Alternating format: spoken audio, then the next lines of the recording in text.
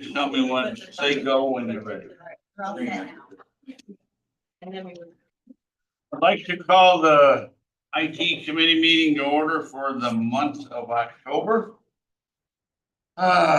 First order of business is to accept the minutes from September 24th. Jay and Lance. All in favor, say aye. Aye. Opposed, carried. Okay, we're gonna move right into Carrie's report. The cybersecurity report, I think, is the first you have in your packet. So the main thing I wanted to mention is that October is Cybersecurity Awareness Month. I think that's a really good thing to be aware of and to promote cybersecurity within your towns, villages, and to anybody that you talk to. It's such a big issue these days that we're really trying to take maybe a new approach from an IT perspective and really helping people to understand that cybersecurity and the function and awareness of it's not just a county thing, and really how it impacts their personal everyday lives. And really trying to get the word out for people to, set up MFA on all of their accounts, all their personal accounts, email accounts, social media accounts, any accounts that are out there. Using strong passwords, preferably not reusing passwords. And then to be aware of like phishing, smishing, vishing, and keeping all of your software up to date.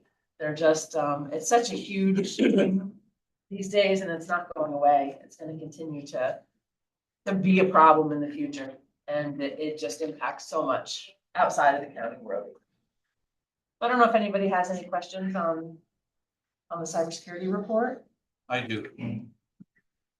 I could say I'm asking for other people, but it's really me that I don't understand. Sure. When you get in your inbound email overview, Mhm. you've got your colors and your boxes there. Yeah. Now it says good received. Now I'm assuming that's an email, the valid email, everything went fine. Yep. Phishing, is that where they're trying to get you to do something foolish, right? Yes. And malware is what happens if you do? No, malware emails are emails that contain malware. So like if you were to execute a link or a file within that email, that it would maliciously hurt your computer. It would install. But bad phishing stuff on it. doesn't until you, Phishing usually is phishing for like credential harvesting, where they're looking for information from you. Like they'll take you to a bad link. They'll say, an example of phishing would be, it's very important that your account's gonna be disabled. You need to click on this link right now. You click on the link, goes to a page that looks like your email account signed in, but it's not, and they harvest your credentials, try to gain access. then what is spam? Spam is unwanted mail, unwanted messages. Usually, it could be advertising or those type of things. It's kind of like when you get bad calls on your phone, people are trying to do things, sell something, or it's really big election related, right? So spam won't hurt you. It's Not just that, typically. it's just that, they're a nuisance. Yes, Okay, typically. so edge protection. I need to know what edge protection, Edge protection is, because I live on it. well, if you, trying to think of a good analogy, in the IT world, you have your mailboxes and the email has to come in from the outside. So it's the entrance from the outside is the edge of our security platform, that it's stopped there before it ever makes it inside and gets to a mailbox or anything else. So that's basically your job that we never see. That is, yeah. Okay, Yeah, typically it's bad IPs and those type of things, like IP addresses, that are known to be bad and they get blocked before they ever come in. okay, now, under hot topics over here. Yeah. What's MFA? Multi-factor authentication. So sometimes people will call it a two-factor, so it could be either one, but multi-factor is, in my opinion, the most important thing that anybody can do to protect their accounts. It gives you a second factor, it requires two factors. So you go and you log into your bank account, your social media account, you type in your username, you type in your password, and then multi-factor is a second factor. So it's a password and something else, something and something you have. So it could be that it sends a text message to your phone. Could be that it sends an email with a number on it to your email address. Could be somebody calls you, when you have to respond on the phone. So it could be that you have an authenticator app that has a number in it that then you have to plug in. That is the second factor. So that even if you were to, get compromised, like your password somebody figures out your password. If you have that second factor, it's another layer that they still can't get through it Okay, to be able to log in. That's why it's so important. thank you.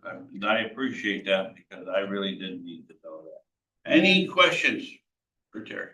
Every other organization that I'm involved in, 5 others, every one of them require multi-factor authentication.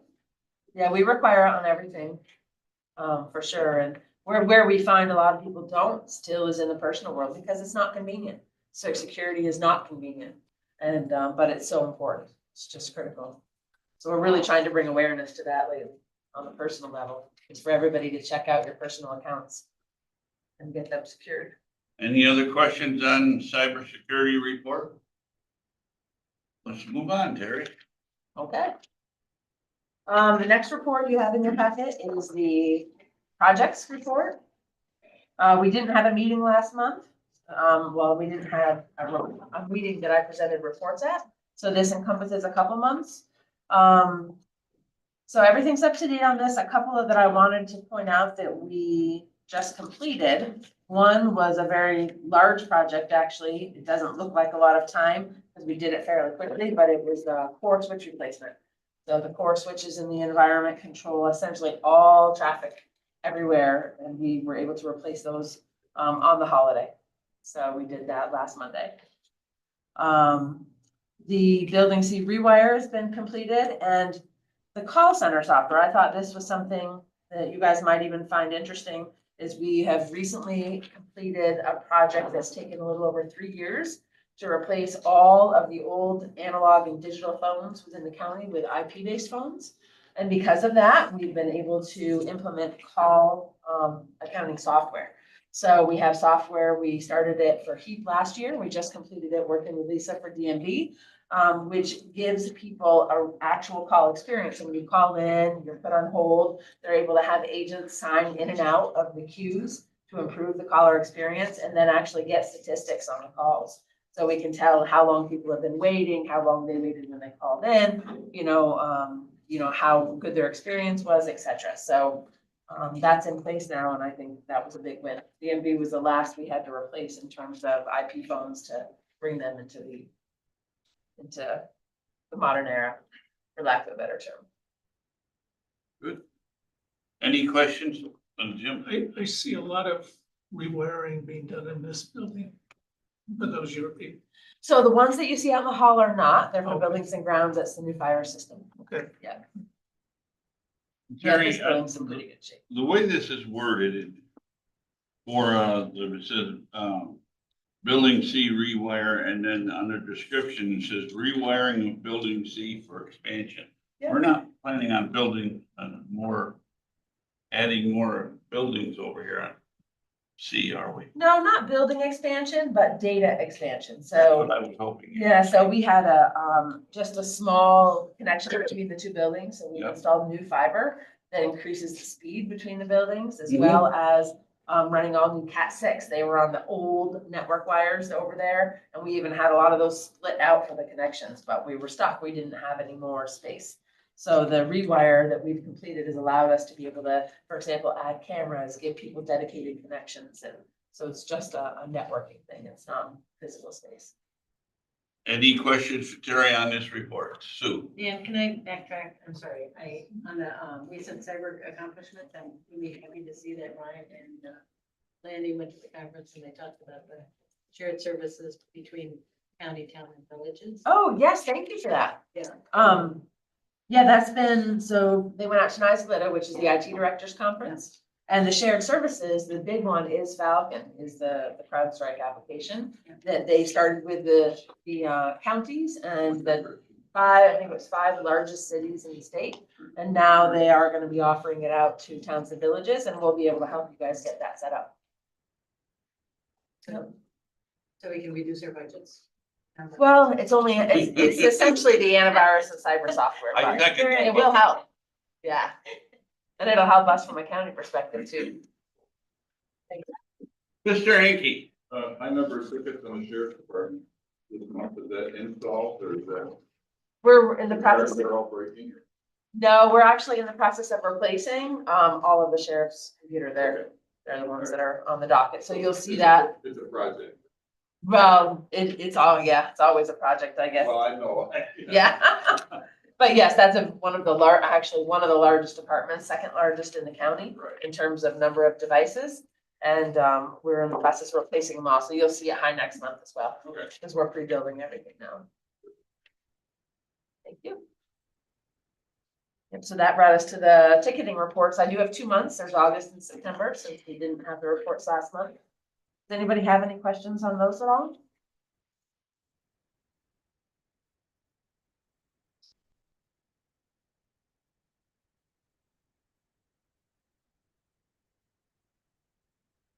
any general questions for Terry? Terry, anything you would like to add? I think you had one other. You have some other business. At the request of Brian, I would like to find the best way to term this, but I need to have a resolution to move money from, I believe he wanted to do it from the general fund, $109,000 total, to 104 of it to our 2020 account and 5 to our 4021, so we can pre-purchase some items that were included in next year's budget. No, he isn't here. Do we have an explanation on it? It'd be a transfer from contingency to Terry's accounts for items that were in the 2025 budget that we can buy now and save the money in 2020. I'll move it. I'll second. To finance. Move it to finance. Now, this isn't saving us money. This is just, it's another way really of transferring some fund balance forward into this year's budget. Am I correct on that? So you're utilizing this year's contingency money rather than Right. next year's fund balance money, Potential fund. potential fund balance. It would have been returned this year unspent Right. if we're going to spend this year and not have to include it in next year. Discussion on this motion. And I didn't read off their names. Deb, did you get Sam made the motion and Ms. Wayne second. Any further discussion? All in favor, say aye. Aye. Opposed, carried. Anything else, Terry? I don't have anything else. Any questions for Terry? No. I just want to thank folks. Thank you for sending someone down to Village of Cambridge and doing some work down there, getting the document scan software back in order. Worked very well, very quick. So thank you. Okay, very good. Meeting adjourned. Yeah.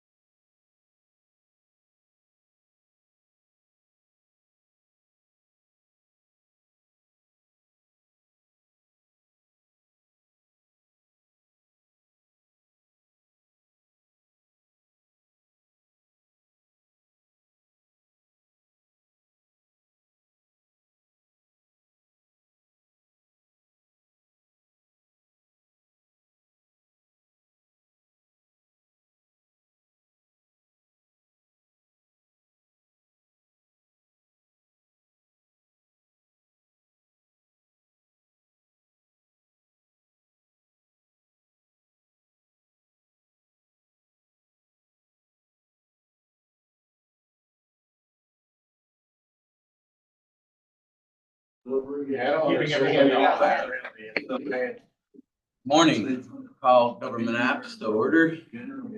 First order of business is to accept the minutes from September 24th. Mr. Nolan and Mr. Rozell, all in favor, aye? Aye. Opposed? All right, You're on. All right, so just want a few updates and things I wanted to talk about today. So the resource guide that we talked about last meeting, we're still collecting the information.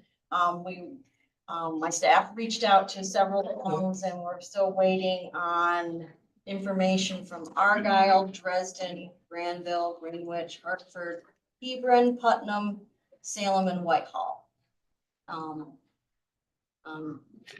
Your information about who your town officials are. Dog catcher all the way up to, and then we'll compile that information and we'll share that with all of you. At this point, I think we're just gonna send it to you electronically. And then if we feel like we need to print it, then we can look into the costs associated with that. Okay, but at least electronically, it's not gonna cost anybody anything. The mural that we talked about probably back in April or May. We are looking to set up a meeting with that now that we have gotten a lot of our Laserfish scanning done from last year.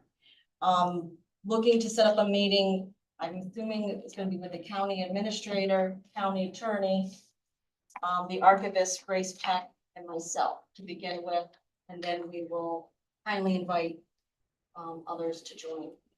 Okay, unless anybody has any objections to that. Buildings and ground superintendent would probably be a Yeah. good choice as well. Yep. Grace already has some ideas that she's going to share with us at some point. And can I? Yeah. I'm just a refresher, where is this mural going to be? The wall that was created by Matt Jones's staff downstairs. For the stairs? That's coverage? in between the county clerk's office and the DMV. And what? The I- purpose, How do you, that's the quick. purpose of it, Is it gonna be historical? Is it gonna be? it's going to be, we anticipate it's gonna be a version of the county logo. But the premise is to have a place to do kind of like a photo op for people who just got their permits. Well, the only thing is I'm opposed to modern art. Oh, no, this will be, That's all I'm saying. no. I am, and I wanted to be upfront about it. Then as you put it on, it's modern. No Picasso, The no latest style. Rembrandt. You're thinking about graffiti. We're gonna, no. Yeah. No bold, crazy colors. Yeah, we're not into that, are we? No. We have that in the minutes, Deb, that Dan is part. Hey. Yeah. I know, right? I like it. Use it backwards to the resource guy. What's that? I'm sorry. Go ahead, John. The resource guide, Request resources from me or the clerk? the clerk. Oh, no, it wasn't from you. They reached out to all the town and village, clerks. Okay? I'll send out another one just to remind you. It was during, of course, tax season and then our clerks are very busy, so we certainly understand. Okay, And this is not like this has gotta be done yesterday. I just wanted to say I'm sorry if I didn't get back. No, you're good. DMV, as I talked about last month or during finance, we are anticipating an influx of real IDs and enhanced driver's license in the next few years. So what we did was the senior staff and myself and the deputy got together, we discussed how we could use our staff to the best of our abilities while still making it a smooth process for our residents. Okay, we have come up with that. We're going to tweak it if we need to. But we feel optimistic that having someone at the desk to look over paperwork, make sure that the proper form is filled out, looking at because you need an original or a certified copy of your birth certificate. Some people think a good copy is okay, it's not. Social security cards, we'll be checking all that, putting it in an envelope so it's all kind of compact. And then they'll go through the process. The process will be going to one station, and then we will have either a supervisor or supervisor scanning the documents. We are working hand in hand with DMV and Commissioner Schroeder's office because we have one scanner. And it's not very quick. You literally play the theme song Jeopardy while you wait for it to warm up. That's not gonna do, and it's not just us, it's everybody else in the state is having the same issue. So we're gonna have certain staff doing that, while they're, scanning the documents. And, we're reaching out to them. Things in DMV are going pretty well. We, are up 85,000 from last year through September. And just moving forward with that. The grant, some things we're ahead and some things we're behind. We are definitely ahead for scanning for this year's, the 24-25 grant scanning. We have already completed public defenders, already completed real property, and we are halfway through Al's payroll that we were scanning. So we're moving ahead. We are behind as far as getting the towns up and running. But we are going to take care of the towns that are from previous grants first, and the ones from last year. They're gonna be up and running before we take on the towns that are in this year's grant. We're working with IT. Like Lance told you, they've already gone down to Cambridge. But any town that has, you have a need or you feel like you're not using the program the way it was intended or what you think it should be on there, you reach out to us and we will, Grace and I will, got a call. I think we got a call from Patty, right, last week. Or maybe it was Cindy Barton from Hudson Falls with a question. So, we're working on that, but it will be done before June of next year. So, Lisa, yes, what towns are on this year's? this one is a whole bunch of, pretty much. Fort All Edward, right, that's all I need to know. Easton, Argyle, Putnam, Hartford. In Grand. Well, that pretty much Yes, finished the towns. It'll be rest of the towns. So, yeah, if you weren't, I haven't previously. And Great, yeah, thank you. no, we're moving forward with that. My last thing that I wanted to go over was naturalization ceremony is the 15th of November. Here at the Building C. Deputy LaFar and Second Deputy Wheeler will be conducting it. And we have an honored special guest, will be Assemblyman Matt Simpson, who will be giving a speech of his own story of naturalization. We anticipate we have 25 participants that will become US citizens that day, and they are allowed to bring up to 3 guests. We're working on singers for the occasion. And if you haven't been before, I would invite you all 9:30 on November 15th to maybe stop in and check it out. Where will that be held? Building C upstairs, the judge's chambers. Judge Acklew is the one who's going to be there.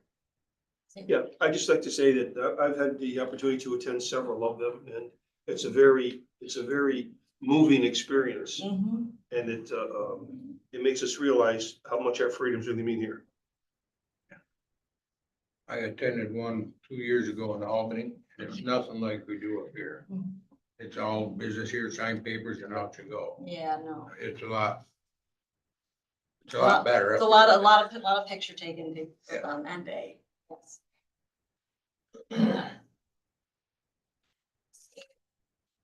Any other questions as far as, Lisa, just back to the yes, scanner issue with this. with the DMV, I'm assuming it's special scanner that ties into DMV. it's a DMV scan. It's not Their something that- equipment because it has to be safe and. That's what I thought. Okay. Yeah, but I said, the good thing is I have the conference is next week. So, Commissioner Schroeder will be down in Saratoga. So I will have no problems shoving him a little bit in a nice way, saying, we need this sooner than later, you know? And the other thing is, if, I don't know if people know or not, you can renew your license early. You don't lose any time if you renew it early. So like mine expires in June of next year, I can come in anytime. You have almost a whole year to do it ahead of time. You've already gone through the enhanced. you have Enhanced to and it's redo easy, again. you know, it's easier. Yeah, you don't have to bring all that paperwork in again. It's just doing the regular renewal. The only thing is if you want another picture. You do that at the remote locations too. No. And that's not just us. Rensselaer County, which has a lot more mobiles than we do, they don't have, nobody that I am aware of has a camera that goes, because you're talking a $10,000 investment. So they're gonna have, they must come into the office to get that done. And Yeah, Lisa, people have asked me, is there any advantage to getting an enhanced license if you already have a passport? Well, it's more for like the driving and to Canada or Mexico. But if you stop in Canada at the Yeah. border and you've got a Passport. passport, is that no different than a license, right? Enhanced Correct. license. So there, I wanted to answer them right, because I tell them, no, there isn't, but Yeah, I want to make sure that, I have both, but because it's not much difference. And the enhanced gets you into some federal buildings. That's the difference. oh, really? There's certain So federal there is an buildings advantage there. that you need that enhanced or real ID. on planes to eventually. Yes, yeah. Eventually. when That's coming up, May of next year, What's that? unless they, You gotta have the enhanced to fly, or you gotta carry your passport with you. Okay, yeah, anywhere, anyway, right? yeah, so I think a lot of people are just like, it's almost easier in some aspects to get the passport. Because you can't see going, yep. Yeah. So some people they're just going for the passport, so then again, we help them with that too. At the county clerk's office. Any more questions? Ready for you next? All right, so I have with me Tom Ruffing. He is our Washington County historian. And with me, I've referred to her several times already today, Grace Peck, she is our archivist. And they're gonna talk to you a little bit about the 250th presentation that they would like to have. And they have a request. Folks, I only made one copy or 5 copies of this, so I'd like you to share it around. It's basically the proposal plan that Grace, myself, and Pat Niles from the Washington County Historical Society came up with. What we're looking at doing is the 250th for our area starts next year. So we're looking at 1775, 76, and 77 are the big years for us up here in the north, from here down. So one of our biggest ideas is the Historical Society and the 250th Committee have already kicked off planning for events all the way through the next year. They're gonna be different, in every single town and the villages around here. We have the historians giving talks, cemetery walks, presentations, living history events, everything. So what we're now looking at doing is doing a kickoff ceremony on January 3rd here at the county. And if we can, we'd like to invite as many of the supervisors, as many of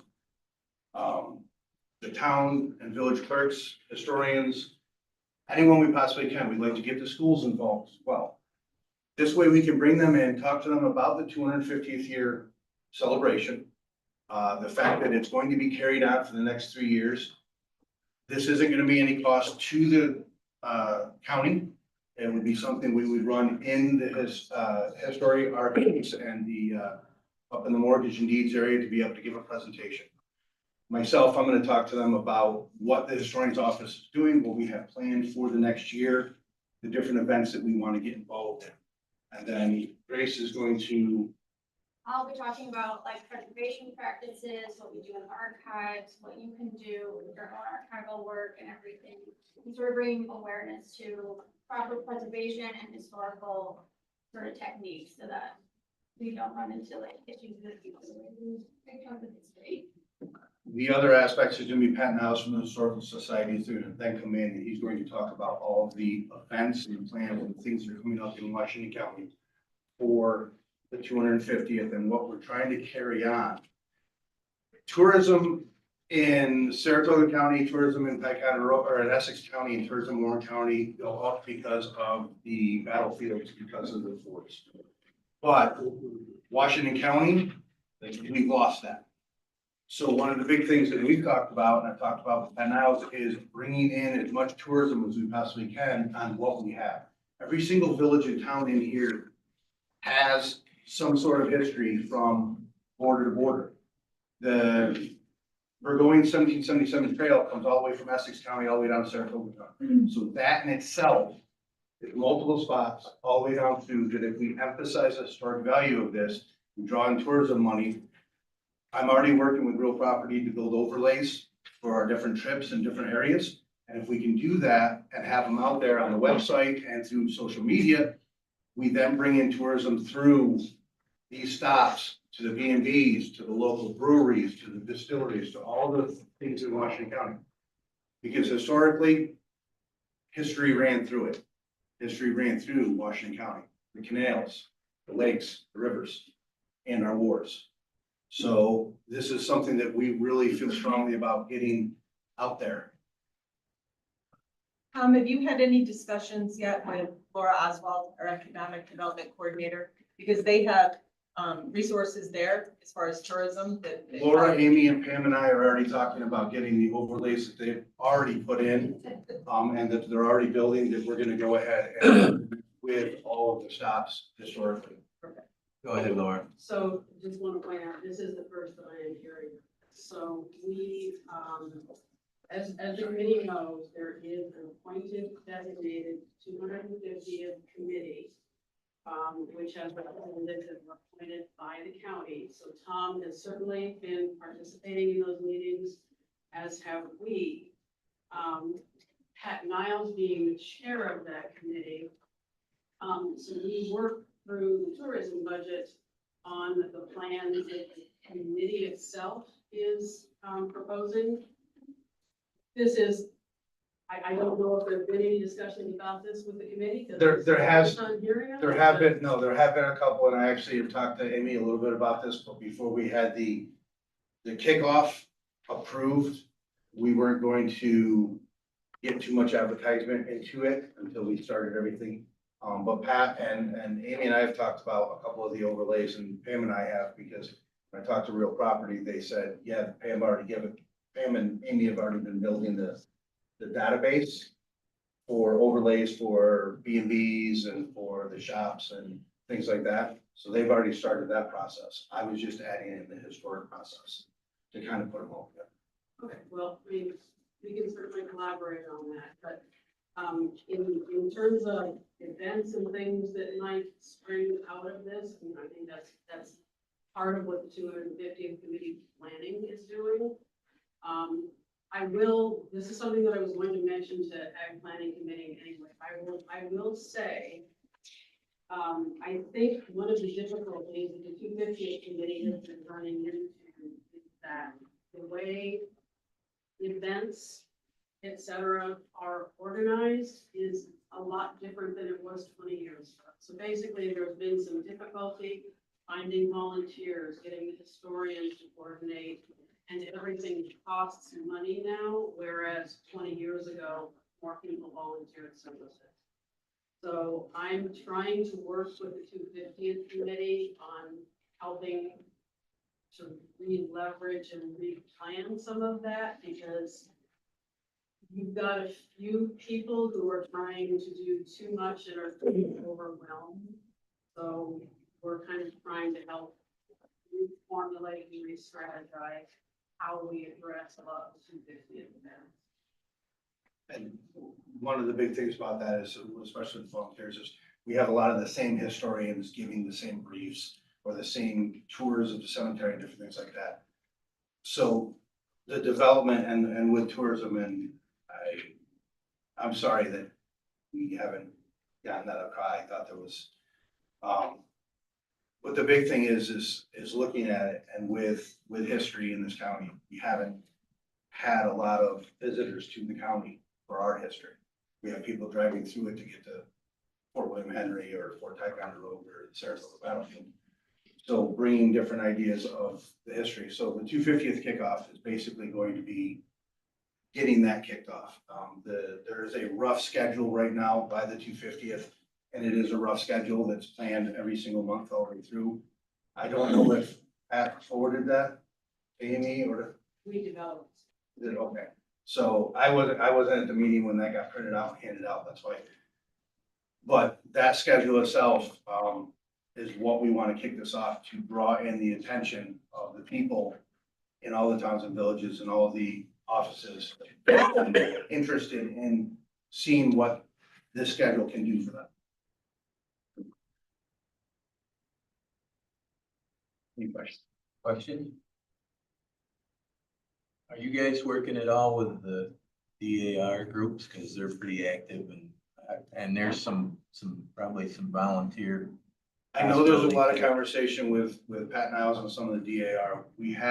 I haven't spoken with the DAR that comes into the office quite a bit.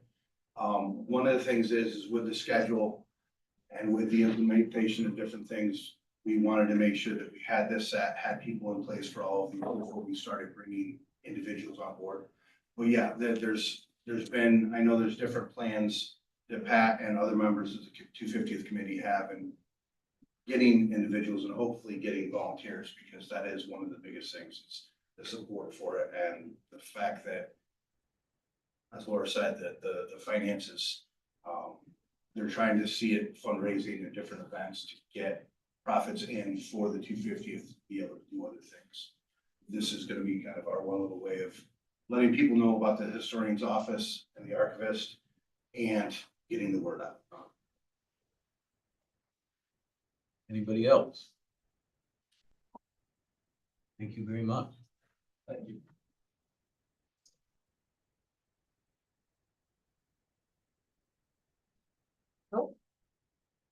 Any questions for Lisa before you're done? All right. Thank you, Lisa. You're welcome.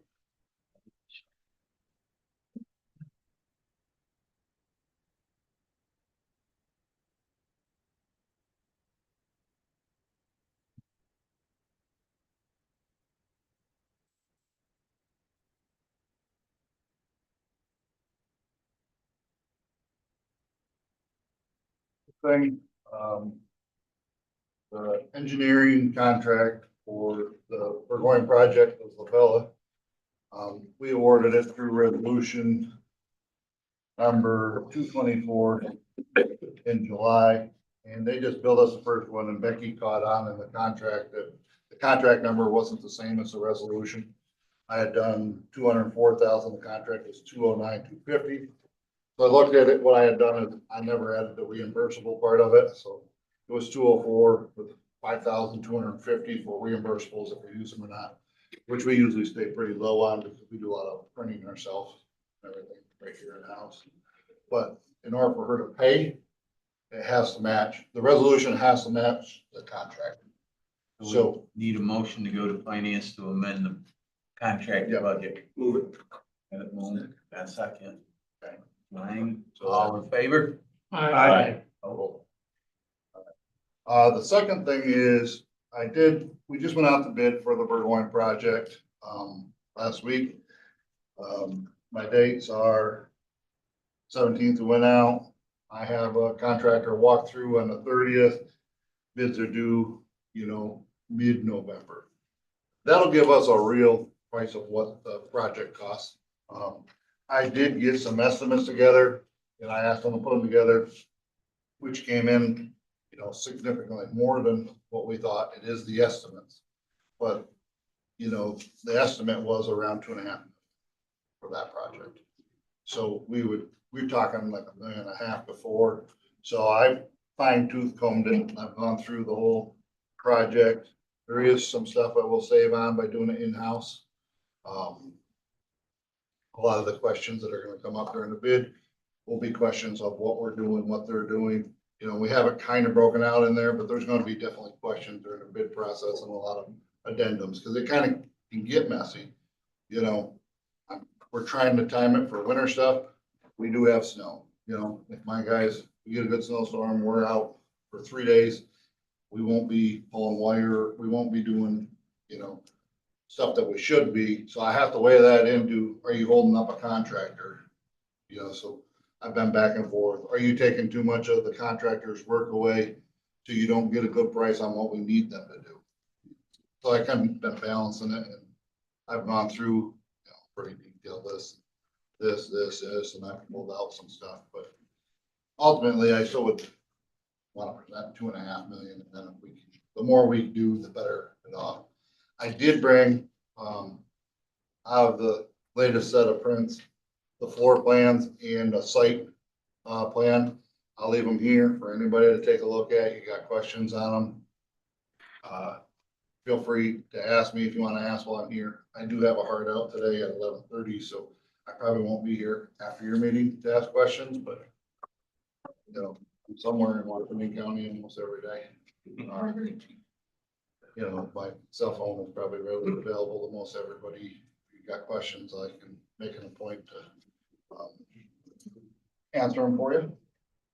You got questions now, go ahead and shoot them, because that's just the update. Sometimes.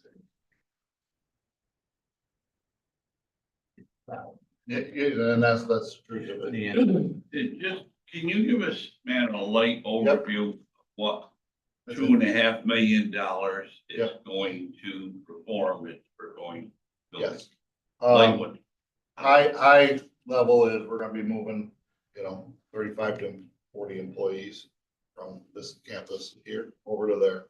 That's what we're moving for people, which is a public health department. For anybody that doesn't know, it's all the public health nurses. WIC and so forth. Board of Elections is already over there, if you didn't know that, so is, I imagine most of you do, so is code enforcement. So the building will be taken up by those 3 departments, and we'll count WIC as part of public health. The main cost of this project is actually the site work, which, you know, I developed with, help from different departments in here, and how we want, you know, obviously right now it's a circle, it's a bus circle, you know, pickup. There's gonna be, parking in the front where the flagpole is now. You're gonna have a parking lot there where you pull in. Employees will go around back where the employee parking is. The entrance goes into the back right now, I don't know how many have been over there, it's pretty poor entrance, you know, really it's about 1.5 vehicles wide, not 2.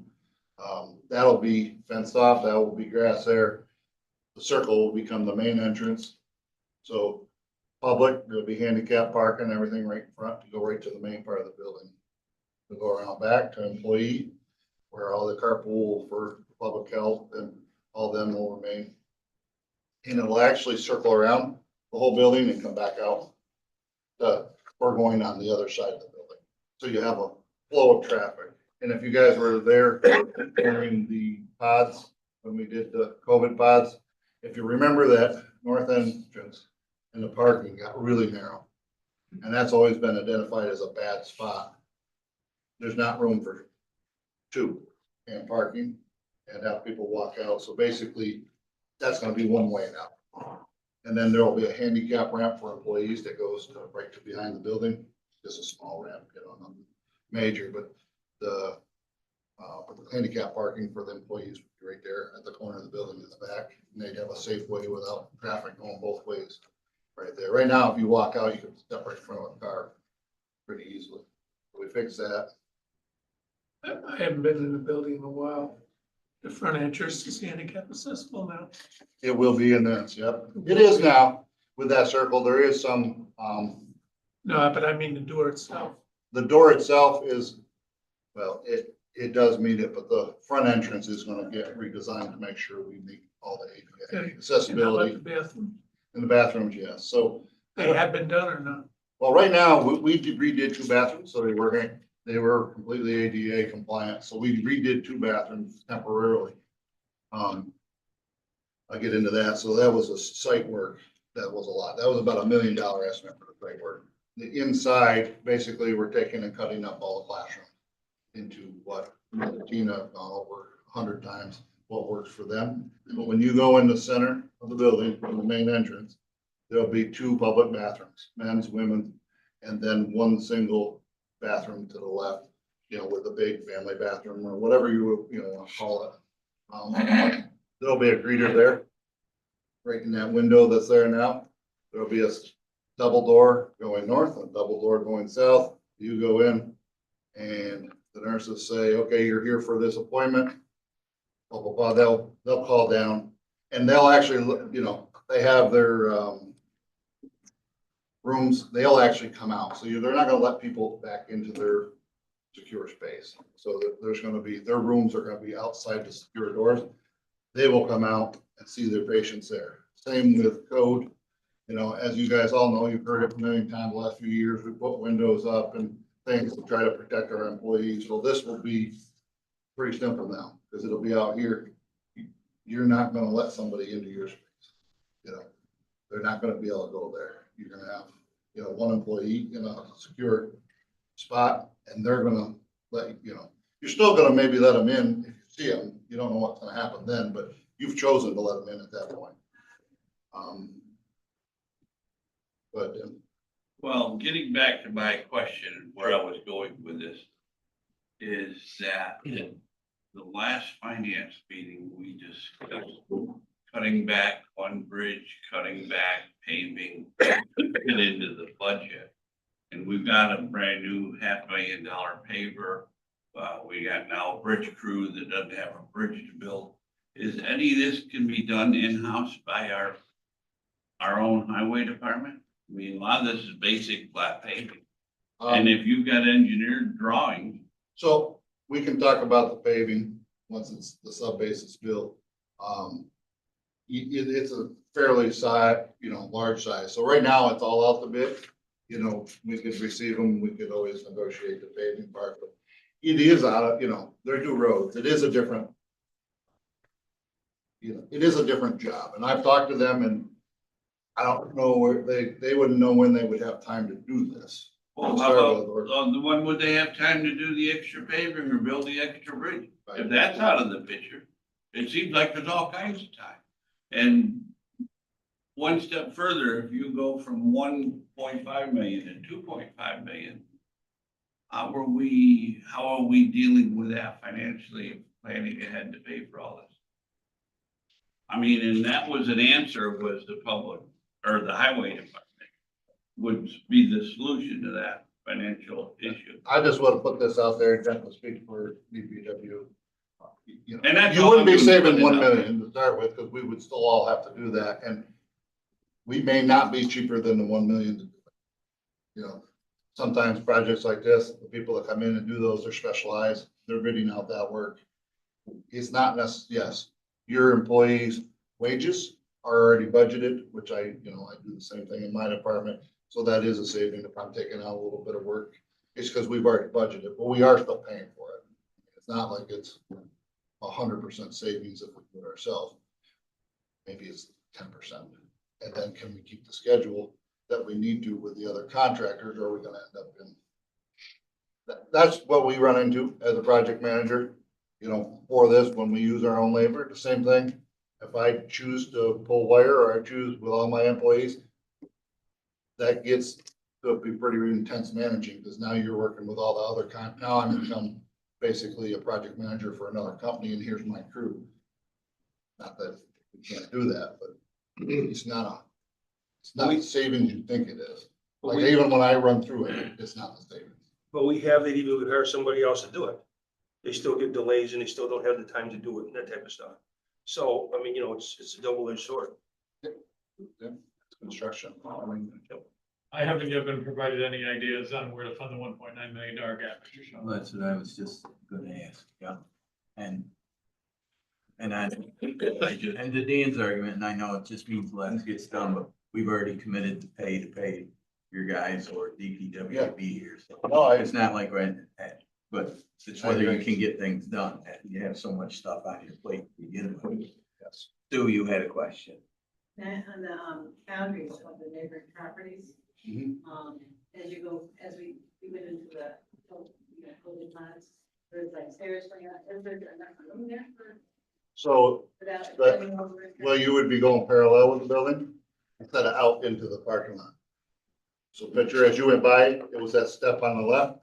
Now there'd be a railing there, but it would be going the ramp would be going parallel toward the back of the building. So you're only 5 feet out. Thank you. Got it.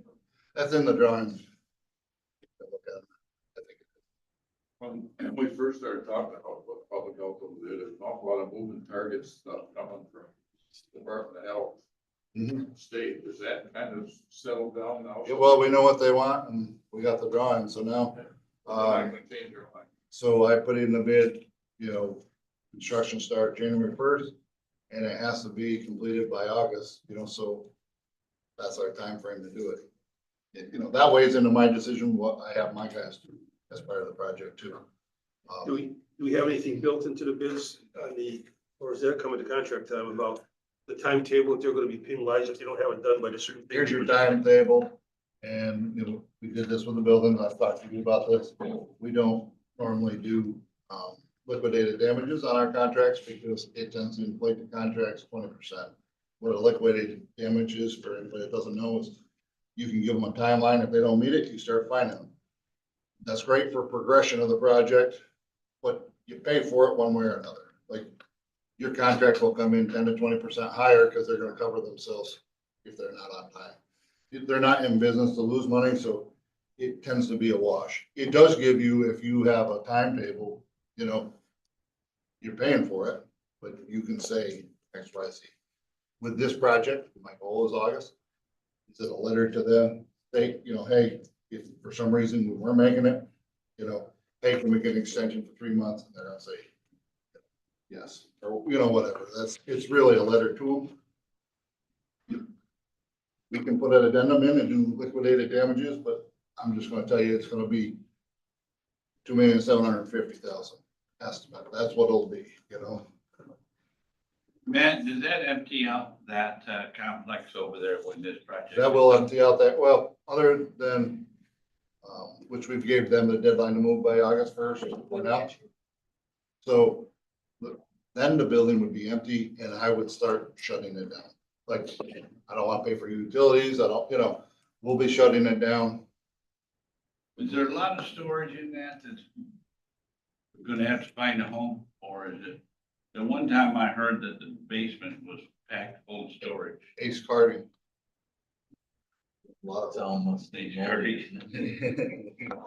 I mean, there is some stuff that is important, and there's file rooms down there that aren't in good, that are part of the plan for over there. So they'll be moving over there anyways, like that file room that we keep a pump running 24/7, so the water doesn't come through the floor. That stuff is gonna be out of there, but there is a lot of garbage, yeah. There's a lot of stuff that'll go in the dumpster, as when anybody moves anything. You move an office, there's a lot of garbage. Yeah. Thank you.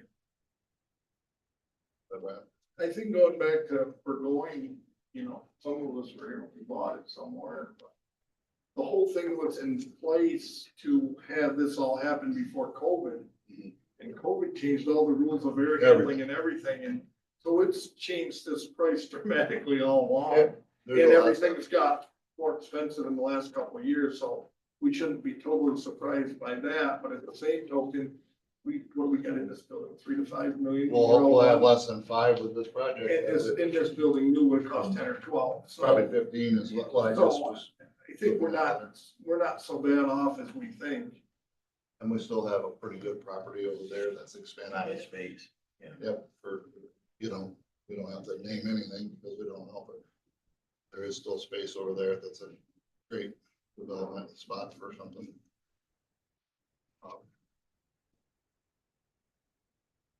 I guess to answer Supervisor Shaw a little bit, so LEAP currently has the food pantry in the one building with WIC. We have spoken to them and told them the plan for the building. So they're aware, and we'll probably be looking for another location for the food pantry at some point in time, which they've they've known about and they've been considering other locations anyway that are a little more user friendly. And then we've also spoken to Cooperative Extension. That's conversation's been going on for probably 2 years now, so Yeah. they're aware as well. And we'll be making other arrangements for location. I just add to that too. We clear Annex 1 building. I'd like to decommission that. Annex 2 is not in bad shape right now. I would be using Annex 2. I wouldn't shut Annex 2 down. To start with, probably the first thing that would happen is the adult nutrition program will probably use that they're over there now, or at the end of the building. They would probably come over to where WIC is and use that space. That's a good parking lot for them to load, you know, their meals and everything. So they would probably come use Annex 2 as of right now. I mean, I don't wanna, bind myself to that, but that's, right now, that's my idea of coordinating and moving people around, is move them back out of Burgoyne, put them there. But Annex 1, that's the building that we've done numerous studies on. And basically, we know the fate of it. It's just not useful.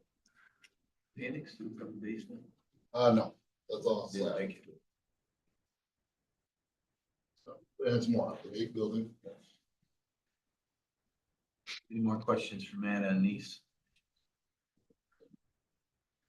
I just, was gonna give a quick update. As you see, the contractors working in the hall, that's the fire system that we've talked about. They're probably looking at maybe the new year before it's completely installed and ready to go live. The old system is working currently. When we transition over, they'll be back around for quite a while longer because they'll be pulling all the old system out. All the old wires. System. Middle Falls, I don't know how many people been down there. That's cruising right along good. Actually, we're hoping that the salt shed is gonna be usable for us this winter.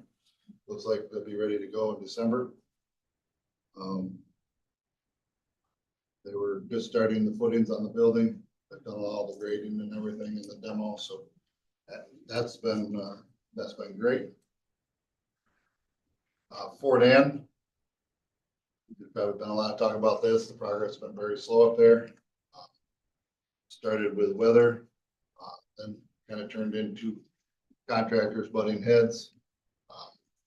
So we've had a rough go of it up there, to get things moving. I've had a lot of meetings, basically using what leverage we have. They're not gonna meet any of the deadlines. They've already failed at all the deadlines meet. We're using what leverage we have to keep them moving faster and push before winter. I thought we kind of hit home last week. We had all the principals of the companies there on site, and last week, they were supposed to start the road in yesterday morning. I just got off the phone with them and still not started. I will give you this, as slow as they're going, the work that they are doing has been quality, so I don't have, any concerns about the quality of the product. It's just the manpower that these companies are putting there isn't really acceptable. They need to put more people there. Couldn't have more perfect weather to get stuff done. It makes, like as a project manager, construction guy, it just makes me sick to see what's going on out there. Yep, all summer, and now you're gonna go into a season that it rains. It's not, there's no choice. It's gonna start raining, doesn't evaporate, why?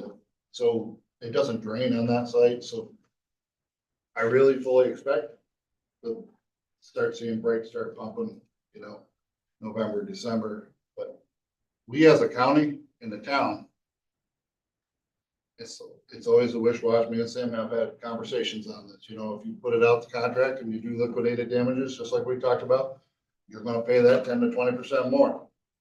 You can hold them to it. We chose not to because we are operating out of 2 buildings right now that are in place, so if it goes longer, we're still operating. But at the same time, like I have those meetings and I know, like I'm sitting there and I said, guys, I'm not gonna sit here next year at this time and wonder if we're gonna move in again before fall. So if you don't get going, sure, they're not meeting the contract. So here's our option. You could probably say, you know what? talked to Dan, we could get out of those contracts with those contractors, but we're also, we're public. We'd have to settle up. It would take a lot of lawyer work to figure out where they stop their work. And then we'd have to go out to bid for the remaining part of the job. Which, is that gonna get us farther ahead? In my opinion, it's not. For one, you know, your general contractors already, or, you know, the buildings are already ordered, they're already in manufacturing. That comes out of their, you know, their piece. So all of a sudden, then you take that away from the new contractors coming in. It's not as simple as just saying, you know what, we're done with your service and we have this company ready to go and they come in. It would be a super messy progress. I think the thing we need to keep in mind is next time we do contracts, and these people bid on the contracts, they're not dependable, so. Yeah. We need to, even if it costs a little bit more to get somebody that's gonna be there, Yeah. we need to take serious thoughts about it. Cause from my perspective as a town supervisor, I get people going by saying, you know, well, what's the problem? Why isn't there anybody ever working here? Why do we see one or two vehicles there? You know, are you wasting our town dollars and our county dollars? Yeah. You know, and all we can say is, well, you know, they're not performing the contracts. That's right. I can't remember, Middle Falls is different contract. Yes. Yep, and they've been great. And our trucks, where are they gonna be working out of when we get into the? So, oh yeah, I guess I didn't, kind of happening in between, it's out of the project, we are leasing some space from Peckham right around the corner at the pit. That's where the trucks are gonna be parked, they're plugging in, they have a makeshift office down there for the winter. And like I said, though, the salt, I think we are prepared to put it at the town of Greenwich if we need to. But there's a good chance, as long as the salt shed didn't get delayed, that they'll be able to use it. These contractors are more than willing to work with us. Like, oh yeah, you know, they're hustling right along and it wouldn't be a problem for your trucks to come in and be loaded. It's just a difference, you know, you wanna see night and day difference between the two jobs. You know, I was up there, what, Friday ago? And they were like, well, we're gonna be delayed 4 weeks. We can't get any, manholes, you know, catch basins. Fort Miller's out of stock and they won't be making them for 4 weeks. I'm like, I called over to Utopia, which we have you know, and they were delivered there the next day. I said, there's your catch basins. And we got a credit of $7,000. Well, I'm like, there's no excuses. You know, they always have excuses why they're going to delay and they never come up with a solution. It's just nonstop.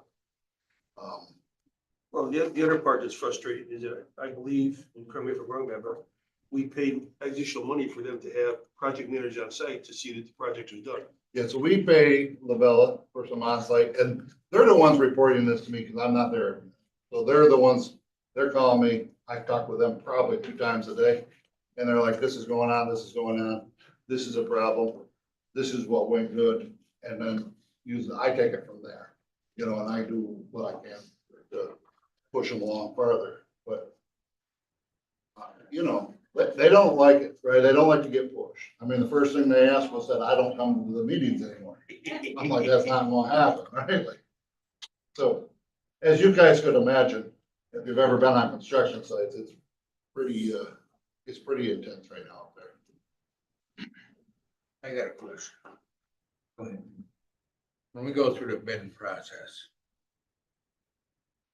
And I brought this up on different bids before. We're required to take that low bid. Most responsible bid. Oh, yeah. Yeah, but now, So that's a hard thing to pass. It is a very hard thing. So lowest responsible bid is very hard your purchasing policies don't allow us. yeah, but Our own don't allow us to do this. exactly. So it is what we get, is what we got. Yes. Next time, future, we have evidence where we can, if the future. So if we had a arises- contractor, yeah, I would be working with Barb and Dan, and there's legal stuff. It's not like, hey, we didn't like what they did last time. It's just not a simple conversation. There's a whole legal paper trail that you have to have to disqualify a contractor. And you have to apply that usually in some of the ones that I've done, you have to apply it to the state and then they'll put it on. And then you're okay. Supervisor Roselle, I just reached out actually to the purchasing coordinator to kind of have this discussion, so we have some answers for next time. how the process should work or what we need to do to be able to take that into consideration. Okay. So, just so you know that the county's not immune as far as the towns are, I'll give you a little synopsis of ours. We're on our third foreman and second engineer. Nothing goes smooth. Your contractor may be fine, but they have a whole list of subcontractors. Mhm. Everyone is different. We had trouble getting started, getting going, then we, worried about quality, and then this last weekend, the subcontracting group was there, put the roof on in the weekend. I mean, they were there Saturday and Sunday, putting on a roof, so it changes from contractor to contractor. It's kind of just like the real world right now. Some people just don't wanna work, some people wanna work right now. And you're getting a mix when it's subcontracted out. Not that you got, but we've been through multiple project managers on that job up there right now for the contractors and Gallows, our general contractor, they sub everything out, just like his contractor does. And, basically who they're using for their part of the site work and their concrete work, they're not sending the people. I said, you need to. And so we got a new project manager that's gonna give them about a week to get people there. If not, they're gonna replace them with somebody else, but another subcontractor. That's Lower. not our problem. That's not our problem. That's down there. All I say is you got 2 guys here and you keep telling me you had 5 the day before. So every day I stop here, there's 5 the day before. So if I come 2 days in a row, you're lying. There's always 2. They always tell me, yeah, there was 5 here yesterday. So I finally started going 2 days in a row. I'm like, no, can't say that anymore. That's why they don't like your meetings. They don't. They don't. I probably, if we hated them, or they know they're gonna be all right. So that's just a scoop up there. And like I said, the quality isn't horrible. There is some delays that were out of their thing, like the building got delayed. The salt shed though, that was kind of the same company that they said they were getting delayed from, they told us. That one's gonna be here before that one. Middle Falls is gonna be here sooner, so. That was kind of a project. And then I not been doing another building. Yeah. So, I think that's all I had today. Any questions for Matt?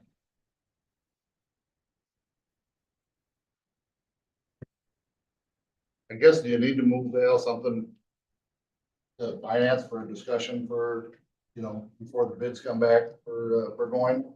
And, you're sitting down there still wondering how you're gonna fund that other part of it. So we can't do anything until we have that answer. Right, get the bids and figure it out, then. So bids. So the only item that you need sent to finance So- is the contract. amendment.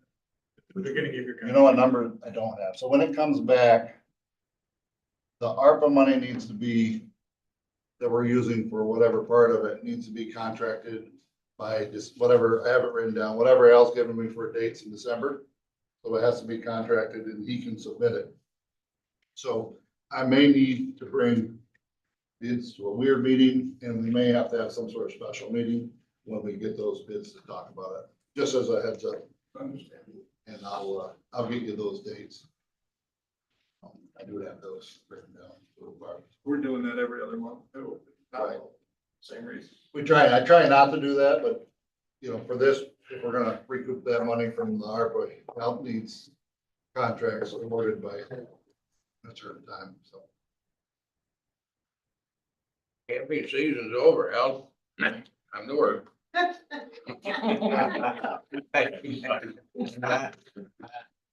want to move to go to executive session. Yeah. I need a censor supervisor.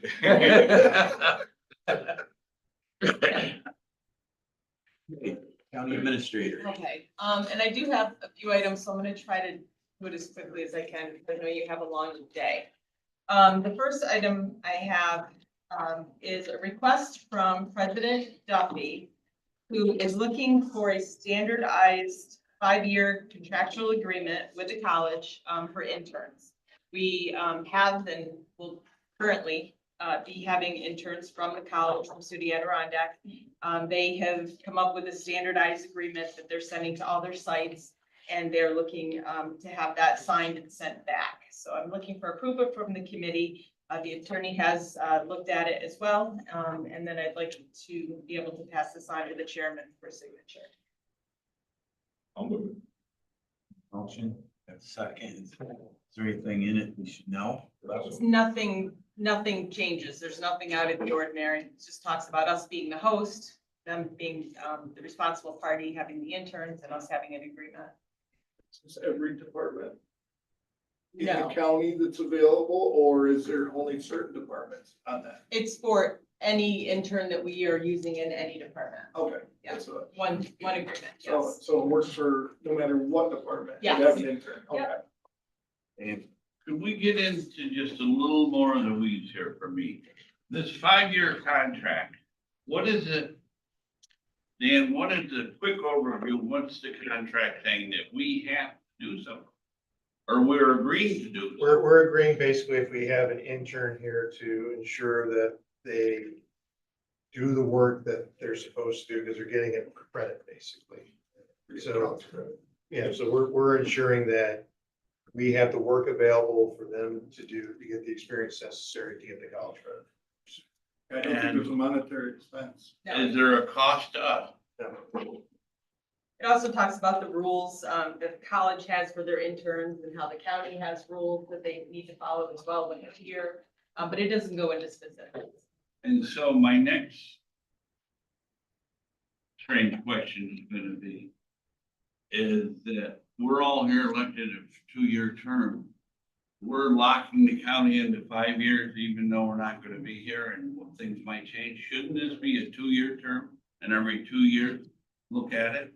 So the next generation of supervisors coming in have a say in the matter? I guess I would give the example that you appoint a social services commissioner for 5 years. Or we do the dual for the 9-0. There's other things we do for more than 2 years. Just asking the question. We don't have to accept an intern. They have to come, the department heads come to committee and ask to have an intern in their department. So you, or the supervisors in those committees can say that they don't want interns at that point in time. You always have that choice. This lets us participate in the Yes, program. it allows us to, exactly. Cassie, you were waving for a second. No, I said we have other contracts we agreed to that are more than 2 years. So basically, this is to protect them for giving the credit. It's more protecting them than it is us. We're just getting the intern and we're gonna make them abide by our rules and their rules, so that they can actually give the credit. I think it's more about that. Yes. You're probably right. To set the program up, you want it to last more than 2 years. All in favor then of having the chairman sign the contract, say aye. Aye. Opposed? Handouts. No. They're not lollipops, sorry, not snacks. Yeah, but I can do that word, right? So the next item on the agenda is the FOIL policy, which is not new.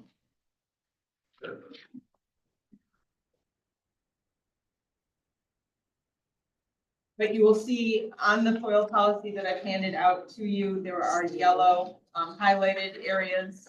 The reason that the update came up is that there was a change to the FOIL law. It was amended. Specifically, Public Officer Law, Section 87. It has a new subdivision. And that actually reads that all agencies subject to the requirements of this article shall develop a policy regarding providing a notification to public employees in the event that the agency is responding to a request for such employees' disciplinary records. So we already had a FOIL policy, it just meant we had to go in and update the policy stating that we will notify the employee if we get a FOIL request asking for disciplinary action or records, and that's on page 5 of 6 that you will see. That section has been added under section 6. The other highlighted areas you'll see in the policy are just really formalities. Admin changes. Changing the addresses for certain departments because they're not all located at 383 Broadway. We have elections over at Burgoyne. Mental health, which of course is in Glens Falls. Public health has a different address. Sewer district has a different address. So those are just changes that were made just to update the policy while we were in there. And you're just looking for approval or? I'm looking, yes, approval just to update this policy and then we will get that out to everyone. I so move. Moved by Lance, second by Sam. Dan? And Melissa, just so I understand, are we saying that we, or are you saying that we always had to provide the disciplinary records? Or that's new, and the new part is that we have to notify the employee that we provided those records? Which way, or is it both? So I'd have to defer to the county attorney as far as if we had to in the past disciplinary. It's only been recently in the last couple of years, you've seen it more with law enforcement that they were requiring disciplinary records to be turned over.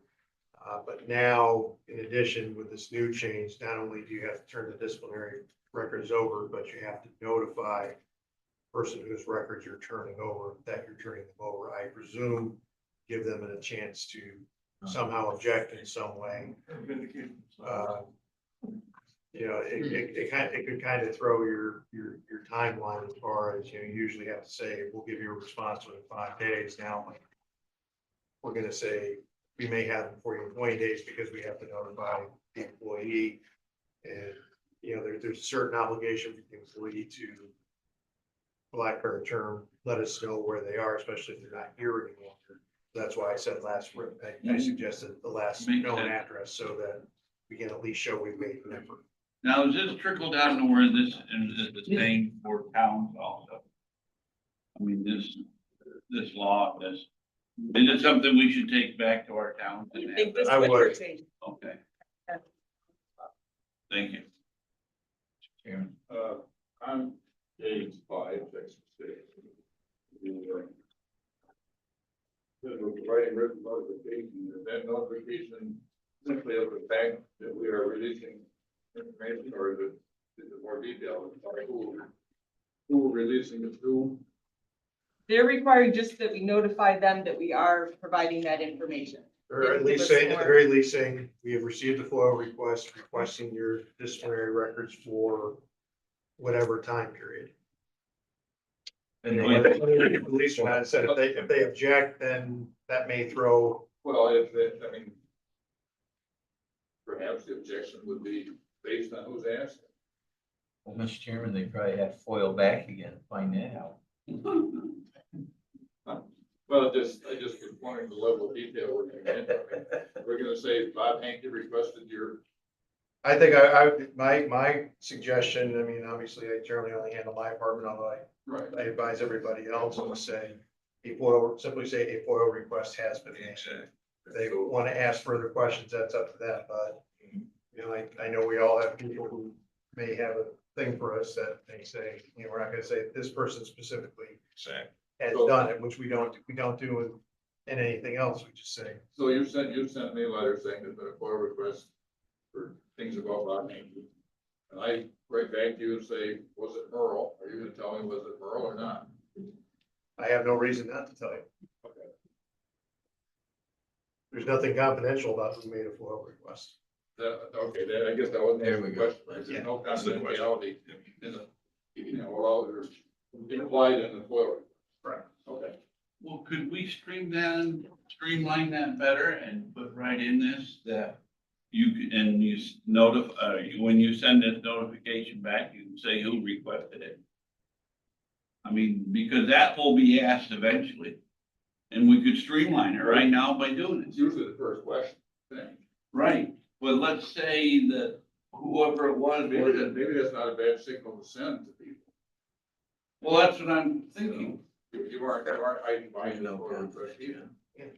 We can certainly do that. Well, I'd move to amend that. To add that the employee will be notified who made the request. made the Is there a request? second to that amendment?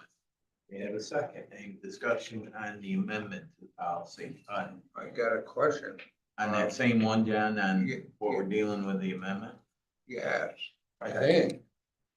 On page 3, does that concern page 6 on what you're asking? Or page 5?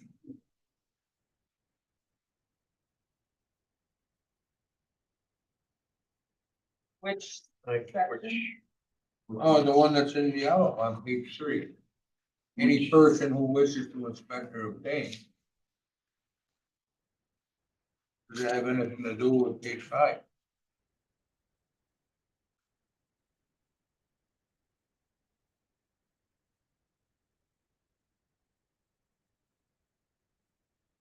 Doesn't specify what they're doing. I think 5 is just the more specificity on what is Or required. defined.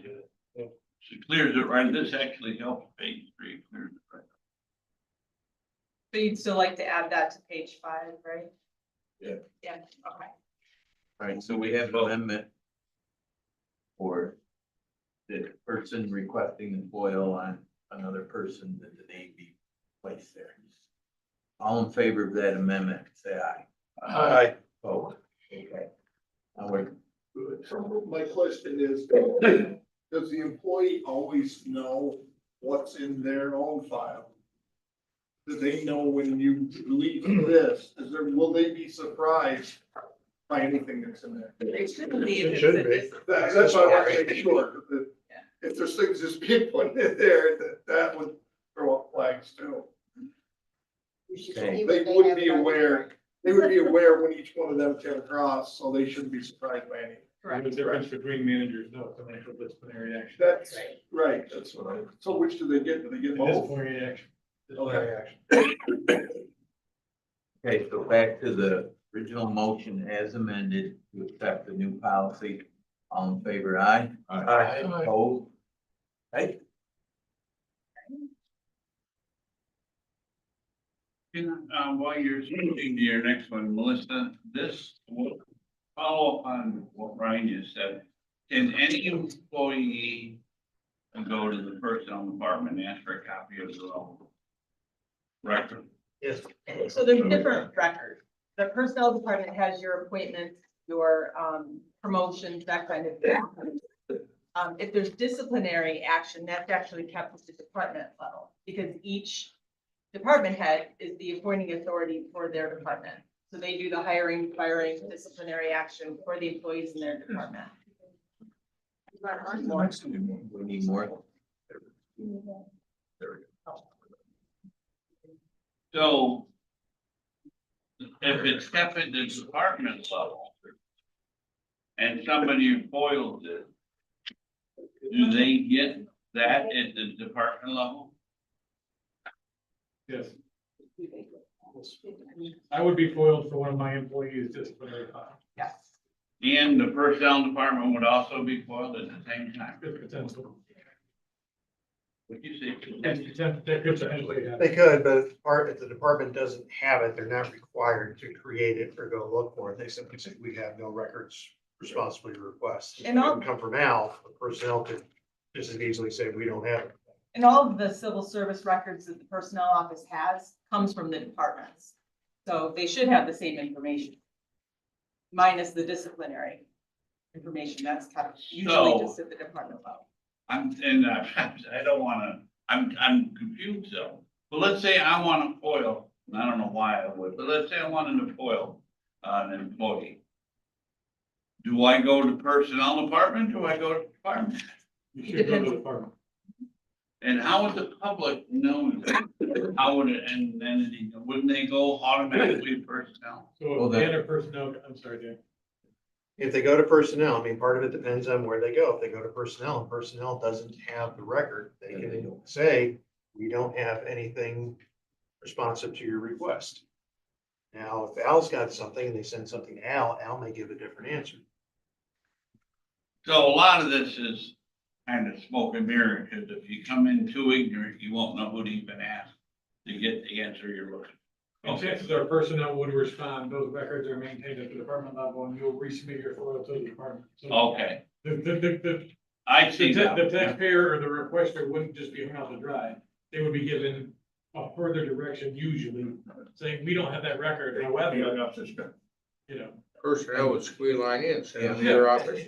They would wait on it. Request before, Right. and before the. Right, unless somebody get a request, Yeah. Dan might get a request, and they'll just simply say, those records are maintained at, and they'll refoil that part. So it's not, we do try to make it accessible.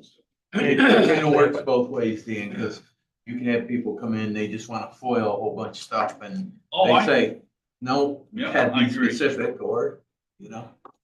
And if I get a request and it's from, say, the sewer department, I'll notify the sewer department, hey, I have this request. Do you have anything responsive to it? That's usually the easiest way to, that's the way thinking usually happens. And it's usually a cost by the page too, right? Yeah. Next item. Are we ready for the next item yet, or are we? Okay.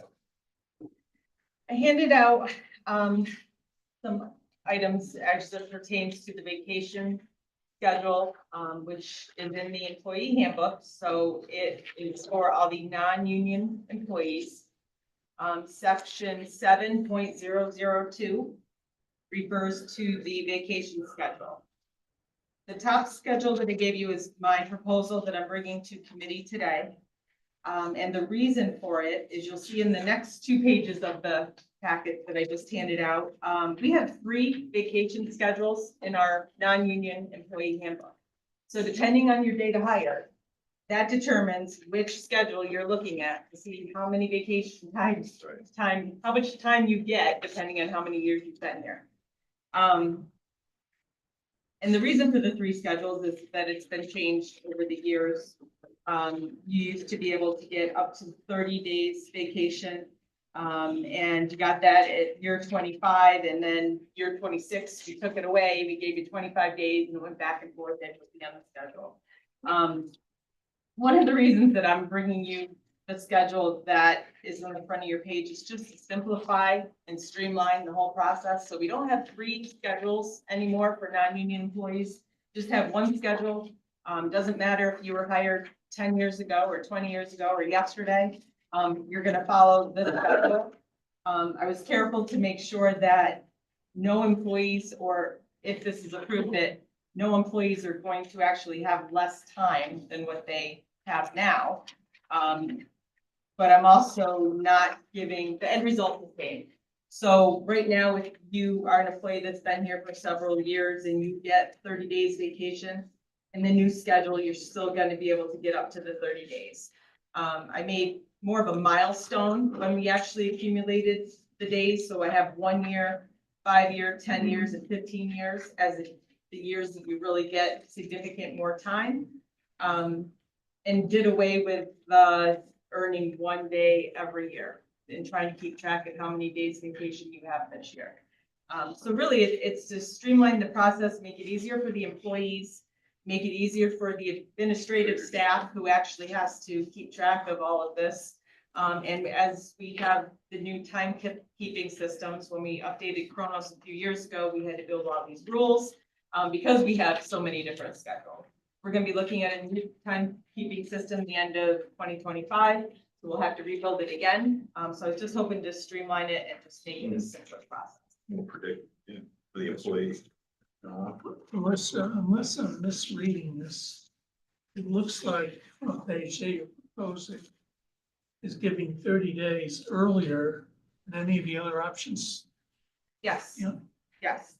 So the end result would be to have the 30 days. Employees would max out at 30 days. You wouldn't accumulate more than 30. But in the schedule that I'm proposing, the employees are getting it earlier. So instead of having to be here for 25 years of service, as stated in the schedule prior to 1993 and after 1993, you would actually get the 30 days after 15 years of service, and you would just have 30 days every year until you retire or leave employment. Just, Oh, go ahead. Yeah, I was. it just seems 15 years, you're getting 6 weeks vacation. Seems like a lot. Because we also got holidays and so on. Yeah. You put all that in, 15% of the year they're off.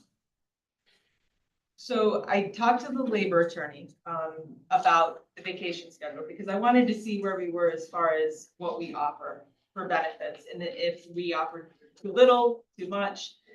He seemed to think 30 days is the typical vacation time that people, max out at or are able to achieve. I did put it a little bit earlier, I put it at the 15 years, and the reason I'm recommending that is mainly because it's an effort to retain the staff we have. We know at Washington County, we don't pay people the most premium wages around. Other counties that surround us pay more in most of our departments and most of our titles and positions. I'm trying to, I guess, make an effort to make something a little bit richer here, so that people want to work for Washington County. And if I can't do that financially in their wages, I'd like to, be able to do that a little bit with the benefits. Just one more follow-up, and I apologize, Jim. No. The other fact of this is possibly we will need more employees Yes. because we have so many on vacation for 6 weeks. Just seems like it's very generous. How many employees is this? About? Roughly.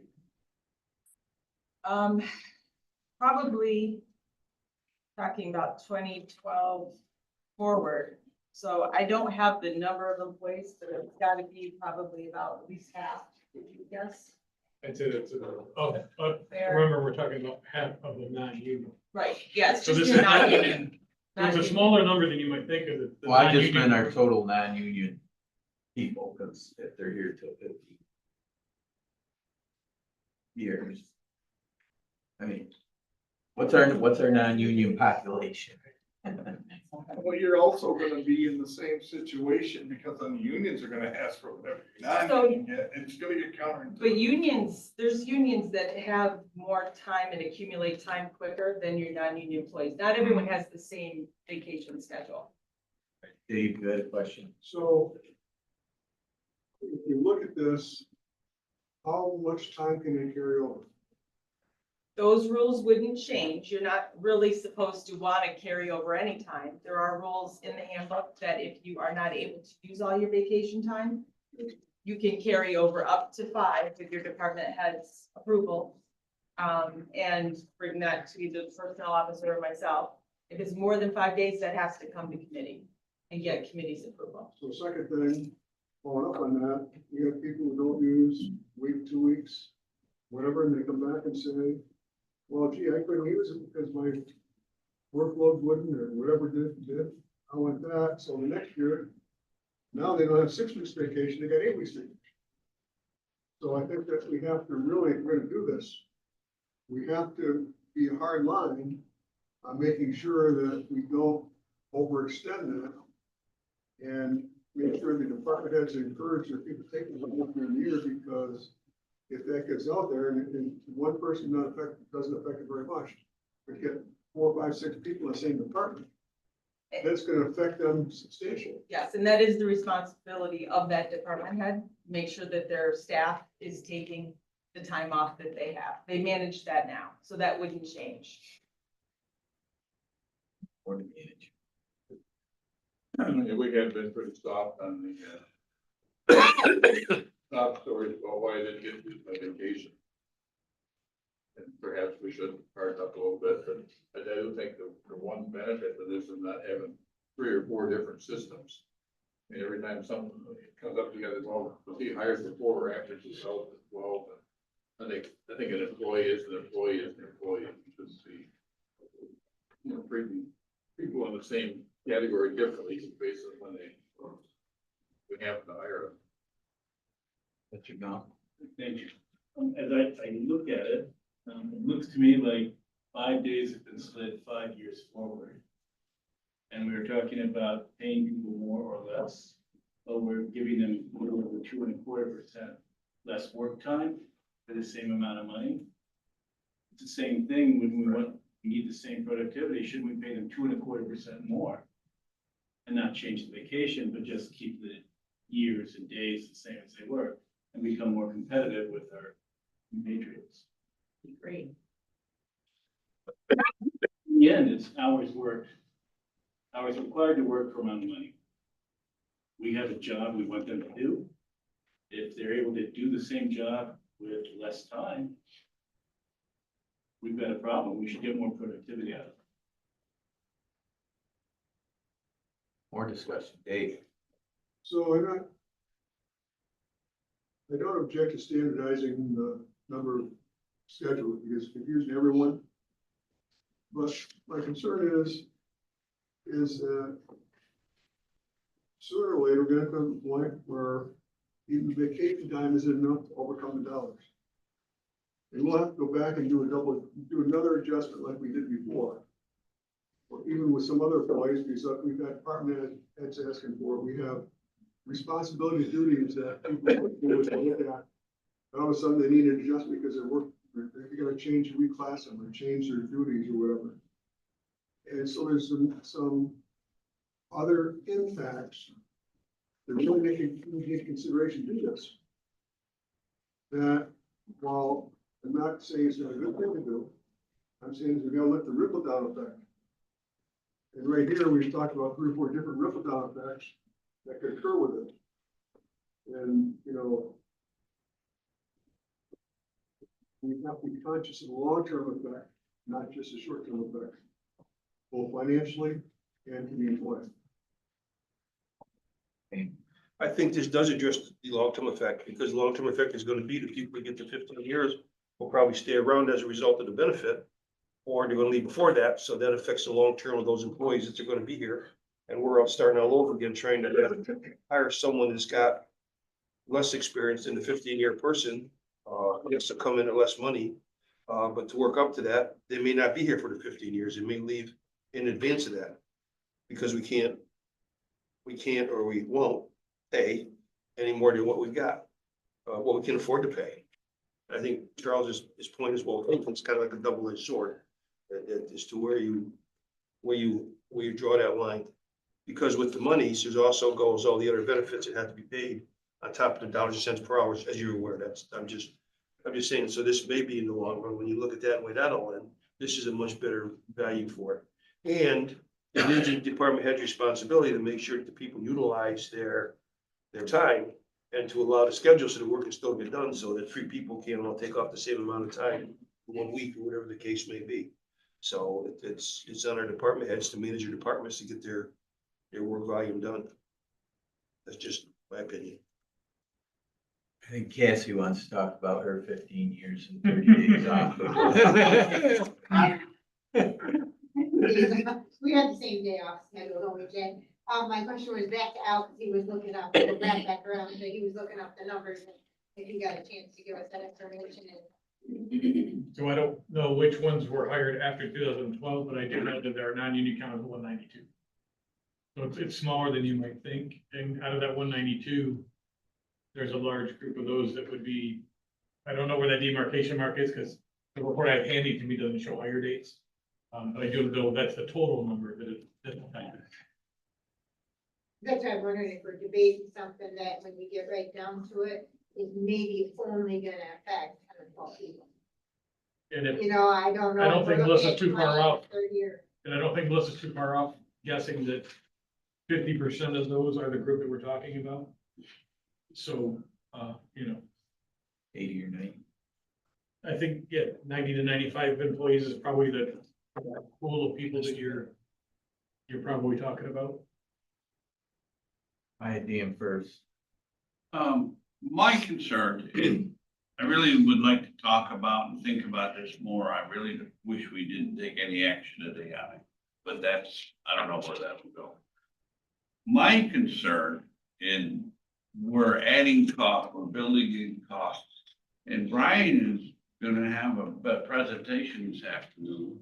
And we have not had good news coming out of, your area for months, and we're looking to spend more money every time. Should we wait until we see we got the impact of Great Meadows, we got all these things, and now all of a sudden, there's not an issue with spending more money to retain more membership or more participation? I'm just saying, we've had it in uncharted territory now for 6 months to a year, or do we want to go further?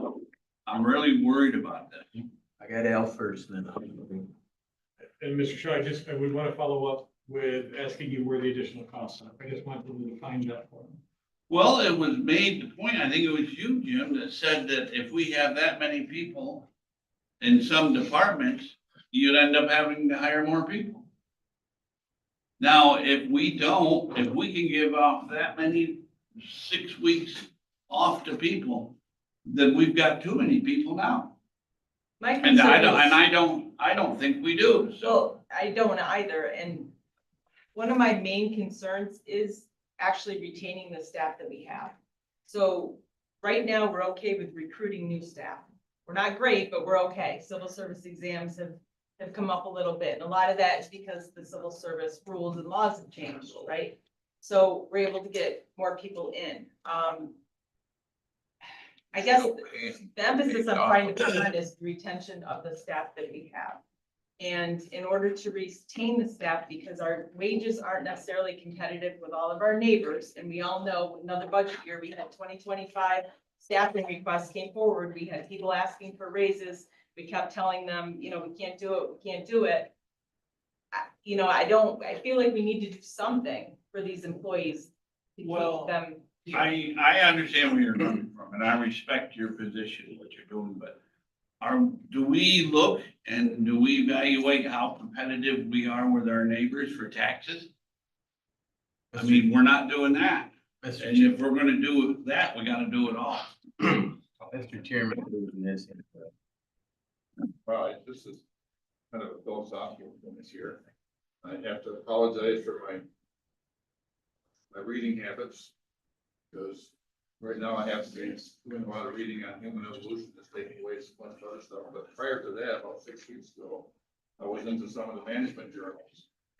And there's quite a lot of research being done right now that's indicating pretty strongly that having a very robust time off period is dramatically increasing productivity when they are here. So it's actually seeing, you know, front of the year to the end of the year, a productivity increase, you know, by doing things like simply adding a floating holiday or adding a day off. Like that. There's some real good studies on that, which I was starting to read and now there are whips on it. So if somebody else wants to pick up the read some management journal, go ahead. But that's what I was reading, you know, in the latest stuff. Right.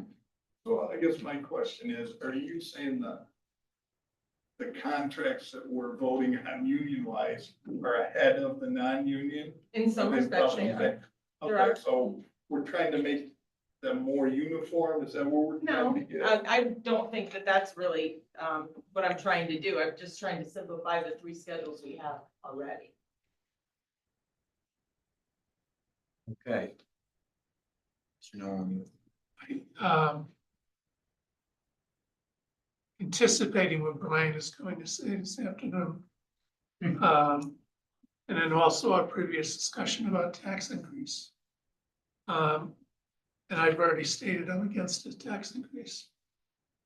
It seems to me that what we need to do, starting in January, is look at our operations and look at them very carefully. And we might even need an outside consultant to help us and look at our operations from the point of view of not, I don't like to use the word cuts, but perhaps streamlining.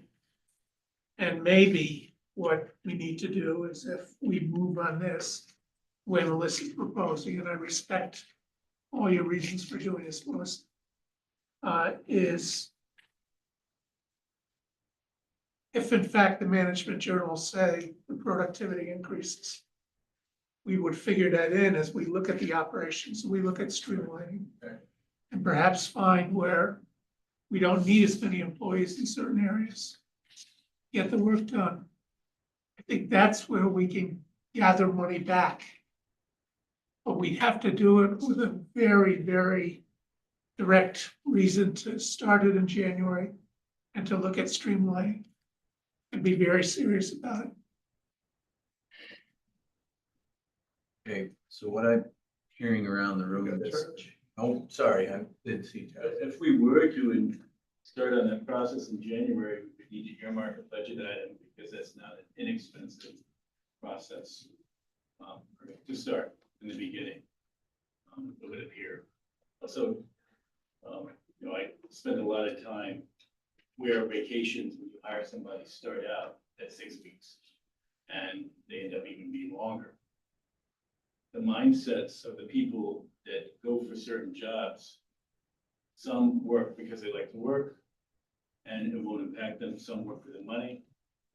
Our competitors next door, around our doors, we're more comparative like military than we would be job differences. So we've got to maintain some sort of pay parity and benefit parity like Air Force and Navy. I don't know if we've looked at it that way, but if we're not talking to one another and we can't do collective bargaining with non-union employees, if we do try to harmonize where we're stepping in, that might help in the retention issue, and we put parity on pay is an important thing. If we think pay is more important, otherwise it's time. We have to decide which. John, Are we still shorthanded across the board? Are all the departments still looking for people? We have I some saw this. departments, that haven't been able to fill positions. Overall, we've had pretty good luck filling positions. As one of the streamlining things that comes to my mind is if you have somebody that's been doing two jobs for a period of time, I'm sure it'll probably be complicated, you have to change the staffing pattern and all that, but give them a grade increase and eliminate that position, so you may give them a little bit more money, but we're saving the rest of it, put that back into what? That's. Give them enough time for now. Right. That's just because a person is doing two jobs all the time, doesn't mean they wanna do it for a lifetime. I'll speak to that. I also Well, you say, have to me, time would be more. Well, you have been doing two jobs. Right. Mr. Chairman, yeah, I'll move this request to support the employee handbook section 7.002 proposal. For the schedule that she's laid out, county administrators, she's put a lot of thought and effort and time into it. And it seems to be, from the areas that she has researched, that it would be a good thing to help us for retention purposes over the course of time. Have a motion. Second. Fisher is second. More discussion on this? Yeah, it looks, listening around the table, everybody's pretty satisfied getting everything under one program. I think the only question was on the top side and the days off, but we have a motion and a second. All in favor of this is put forth, aye? Aye. Opposed? No. Abstain. Abstain. How are we on that? Where did you go? You got 4 votes. Jay? Did you go yet? I was waiting for you guys to decide it out. That's the chairman's privilege here. Well, but you've got to state one or the other, right? I think it's 4-1 and 1. So we're okay then? If you voted yes, you're okay. All right. And that would go to personnel for handbook changes, so you can see that again. Get to re-vote on it again. So you'll have time to vegetate on it from the end and. That's scary. One more. Because it's been so much fun, I have just one more item. Wait, there's more. Look at this handbook and try to make things a little simpler. Really good at making things difficult. I think you got some coming down here waiting. Yeah. Okay, so this is section 7.008 of the employee handbook, so this just pertains to the non-union employees. It talks about, actually, the eligibility and retirement actually pertain to all employees. I don't think there's any union that would differ from this. So, Collective bargaining unit covering retirees. right, so this would cover all retirees from county employment. Section 1, under eligibility for retirement, it says for an employee to be eligible for continued coverage under the Washington County Health Insurance Plan and Retirement, an employee hired before June 21st of 1993 must have 10 continuous years of service with Washington County, or And then it goes into B and C. An employee hired on or after June 21st, 1993 must have 20 continuous years of eligible full-time service with Washington County. Or a resolution that was passed November 18th of 2011, an employee must have 25 years cumulative eligible full-time service with Washington County. That actually pertains to the employees that may leave employment and then come back. We're telling them that they have to have worked for the county for 25 years. I've gone over this. One of the main reasons I wanted to bring this to your attention to see if there's an appetite to change this handbook is that I've seen over the past at least 10 years, us hire mainly department heads that come to us with experience working in other areas, sometimes public sector, sometimes private sector. They come to Washington County. They're not your 20-year employee that's going to work here for 30 or 40 years. So I wanted to have something in the handbook that allows an employee that comes here a little bit later in life to be able to be eligible for health insurance when they retire from service.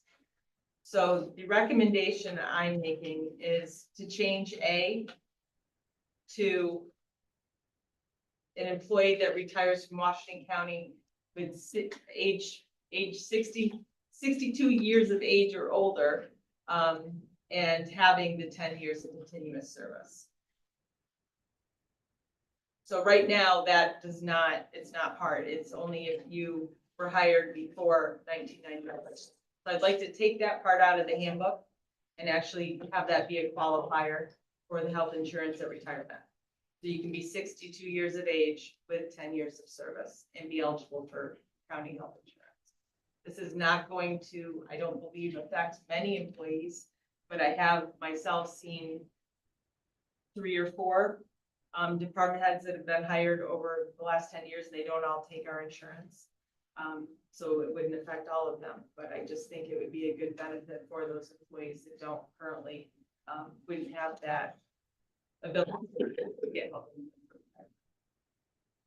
Are you saying only department heads or? No, any non, well, actually, Any any retiree. retiree from the county. This stays until they're 62. And has And 10 only years of has 10 service. years It of only has service. 10 years. And then keep B and C still in there. So it's only for 3 years, 62 to 65, and then go on to Medicare. So it's only Medicare. 3 year period that of health insurance. No, we'd still have them for their Medicare Advantage plan too. This is plan. Obviously. That premium's $300. Yeah. Dave, Will there be any retroactive impact on this? People who didn't qualify, they can go back and say, well, under the new rules, That have retired already? No. No, it would be going forward. Brian, Do we have any idea what the cost per employee would be, like if, just today, for instance, if somebody retired today under those rules? Do we have any idea? They would be on our regular health insurance until they're age 65. So depending on whether they're a single plan, 2-person plan, or family plan, that differs greatly. The employee pays 25% of that premium. And that amount has gone up 36%, right? No, 30%. So that was 15% this year, and it'll be 15% most likely next year at least. I don't have the dollar amount. I don't know what that cost will be. But the Medicare Advantage plan, which an employee would get once they are Medicare eligible, that premium is much lower. And that right now, that premium just went up to, I believe, just under $300 a month. And then the employee pays their portion of that health insurance. Dan, Where do elected supervisors fall under this?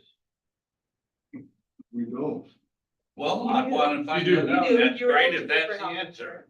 You absolutely do. Supervisors on health insurance. And this Right. would apply to supervisors. as So well. this would, Yes. If you are a supervisor for 10 years and turn age 62, you would qualify for this continuance. even, see, now you said full-time, but the state recognizes elected supervisors as being part-time. Are we gonna treat a year? is how, and if you are a supervisor or eligible, you better get that clarified. So But that's in there already. the county treats supervisors as a full-time Full-time, employee, giving you full-time benefits, yeah. That's already there, so. They are, you can get it now. So we're only changing So, A. although the supervisor's a full-time employee according to the county, for the retirement system, he has to have his ROAs filled out, so he may get less than you. Yes. So That's correct. which years count for this? County service years. County service years. So if you were a supervisor here for 10 years, regardless of your retirement credit, and you turn 62, you would qualify. And if, I mean, so It wouldn't, yeah, it would not mirror the pension. It wouldn't be linked to your pension years. that is, but it's only.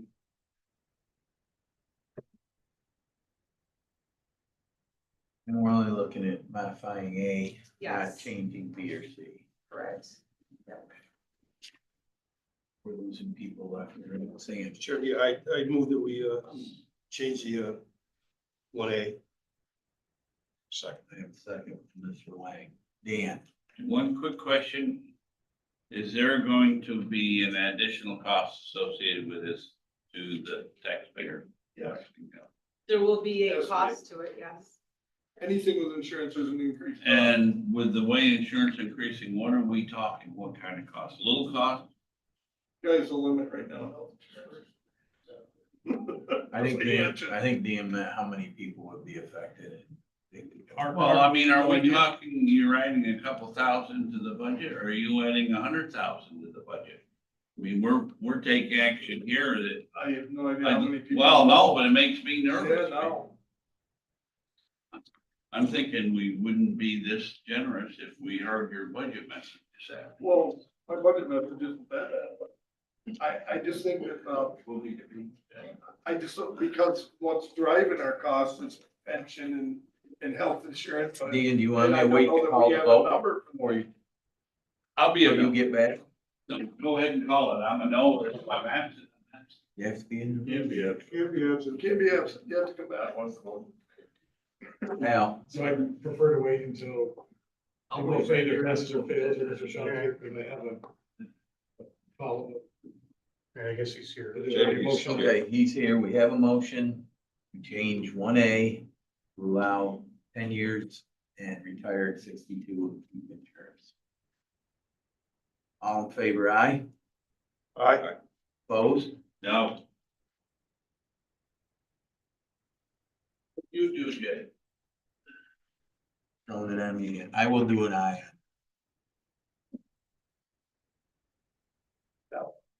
Nope, don't need me.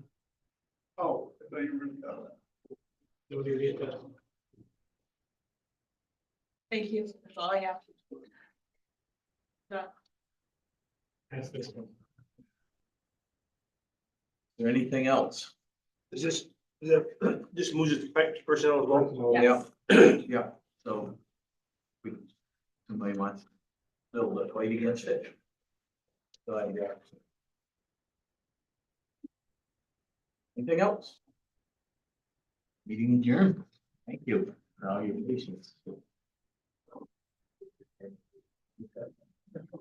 When I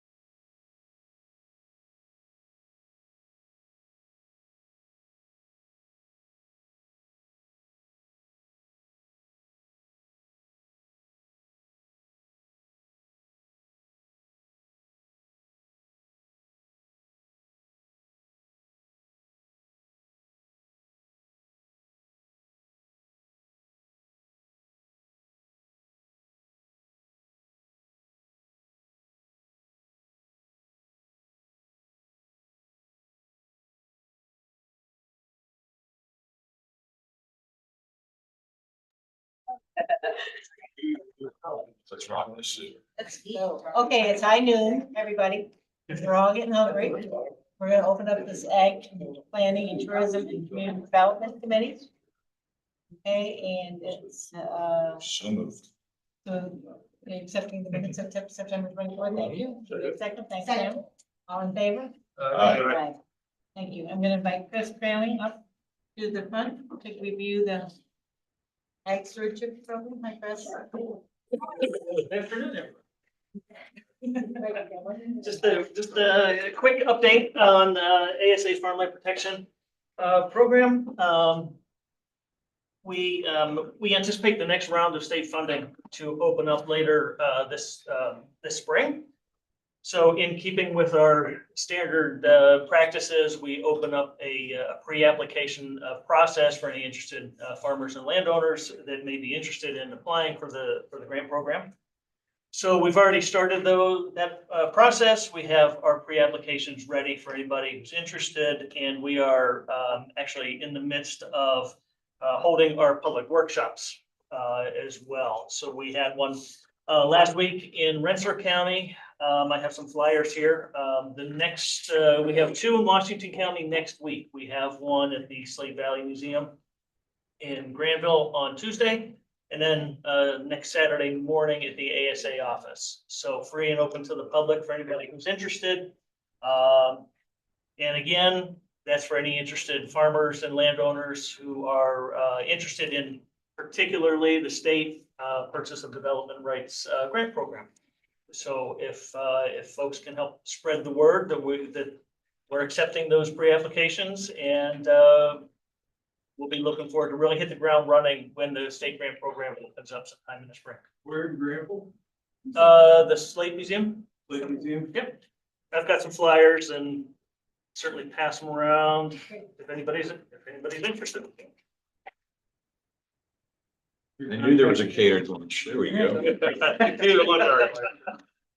Dave's catered lunch. Thank you. I was told to keep it short, so hopefully that was short. Thank you, Chris. Okay, thank you. Yes. So how does the grant be awarded? How the evaluation process work? The development. Sorry, How much money you get for 100 development? So under the development rights, the value is all determined by an appraisal. So, when we apply for a particular project, we estimate, based on our experience of what the values might be in a particular area. But once the project is actually awarded and there's a state funding set aside for that project, then we'll go through the process of having an appraisal that actually, determines that value. So, in our area, development rights values are anywhere typically between 40 and 60% of full market value of the land. Full market developable. Full market value of the, under the current, under current title. Yeah, if, taking into account what other liens, third party interests might, be already on the So property. you've already done a subdivision application was approved, is it worth more? So should a farmer get a Theoretically, subdivision? yeah, appraisals will look at, current subdivision, rights and permitting. They'll look at, zoning, but they also look at how much land is technically developable, right? How much road frontage, if there's other attributes and amenities, to the property. So all those drive the value. Yeah. What's the minimum amount of acreage involved in this? So it's a good question. The last round of state grant funds, or the state grant program, round 19, instituted minimum acreages and minimum soil percentages and how much of that farm is in production, but all that is based on the type of farm operation. Previously, there was no minimum and that sort of thing. But now they really put hard and fast minimum criteria on that, all dependent on the type of farm operation. Mr. Tall's question, I've been back and forth with ASA on whether or not we could get some of the solar values figured in the appraisal values, because that's really throwing everything out of kilter here. That was amazing at the meeting that I heard that is it $9,500 per acre that they're willing to pay? Which is, the disparity is pretty large. And yes, I mean, I've had some conversations with appraisers, regarding that. And right now, by and large, appraisers don't seem to be taking that into account unless there's maybe an actual purchase contract or an agreement with the solar company. They do look at, infrastructure, substations, proximity substations, and that sort of thing as well. Other than that, with the grant programs, the state pays, it's all based on the appraisal. So whereas a solar company can pay how much ever they want. So there is a disparity, there is a challenge for us on that front, yes. Yes. So I've lost track of the conversation on whether or not solar is being allowed to be put on preserved land, because it seems to me that should not be allowed. I know there was an argument at one point, they were trying to allow solar farms on preserved land. I don't think that should be allowed, if you can't do anything else. Now, the current restrictions on a state-funded grant program is that, without getting too far into the weeds, essentially only 2% of the farm can be under alternative energy, and that includes, that's not just say solar panels, that includes access roads, that includes any other infrastructure that's built.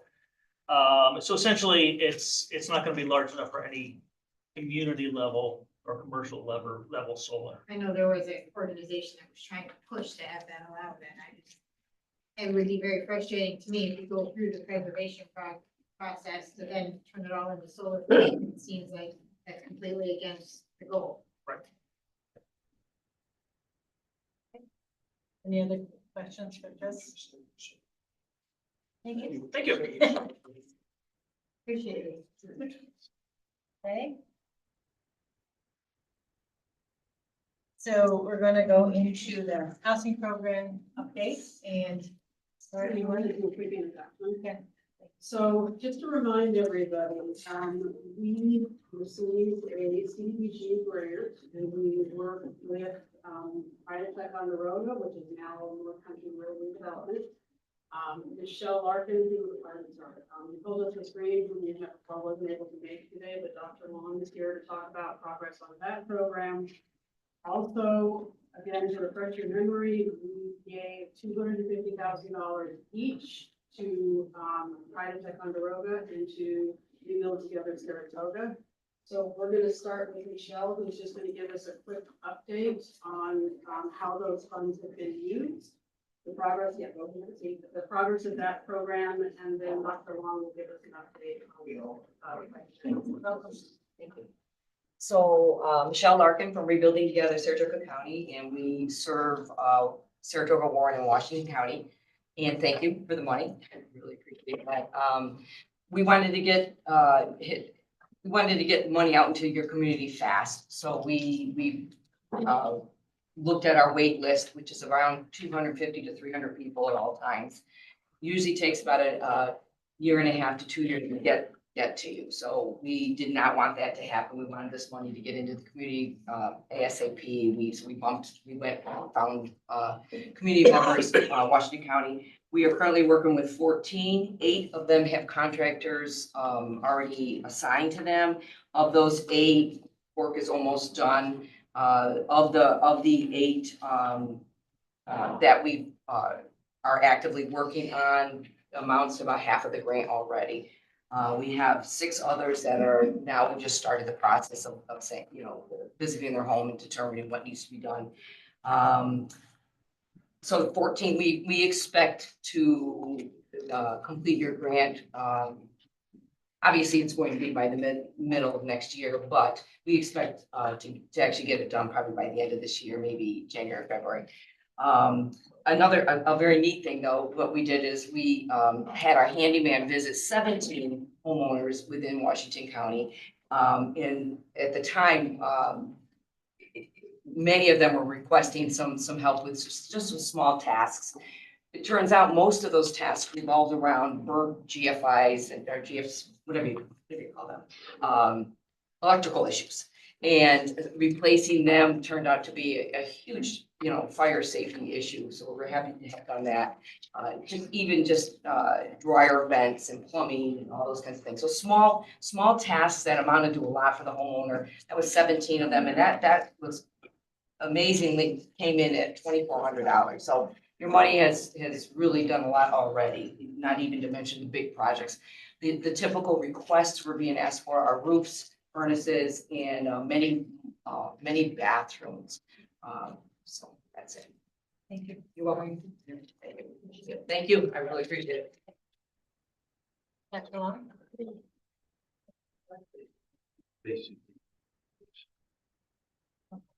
Thank you. So I'm Katie Long, representing North Country Rural Development.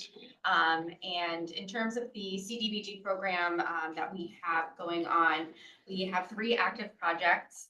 One of the major benefits of the CDBG program is that it allows us to do more substantial rehabs, in terms of not having a project cap. So our first project that we have underway is in Greenwich.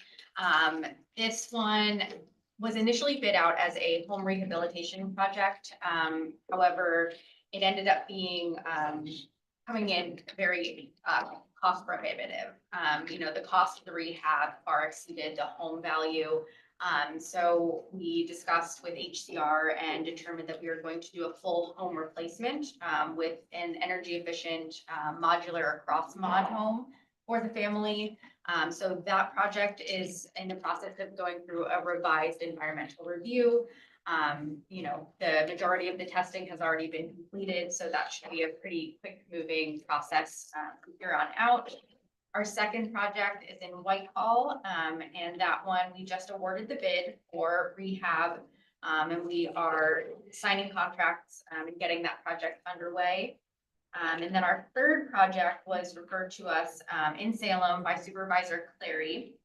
And that is also going to be a home replacement because of the condition and the structure of the actual home. What is really needed by the family living there is a fully ADA compliant unit for a veteran amputee who is having mobility concerns. With the current home being a raised ranch style. So we are submitting that for environmental review and, we have these major projects going on. We will be leveraging our ARPA funding for those projects. They are pretty substantial, as well as being able to use some of the ARPA funds for storm damage relief. So as you may know, we are administering the Resilient and Ready state funding for Warren and Essex counties, but for Washington County, there is no, there's no administrator of this funding. So we are able to use the ARPA funds for some of the folks who have incurred a lot of damage due to those July storms and otherwise have no, kind of emergency help from that. Dan? Yeah, are you able, under the new pro housing community program, are you able to access any funds through there? I know that's for development of housing, but I would think that you have houses that have to be completely rehabbed because they're not livable. That if you rehab those, there might be an avenue there to get some funds.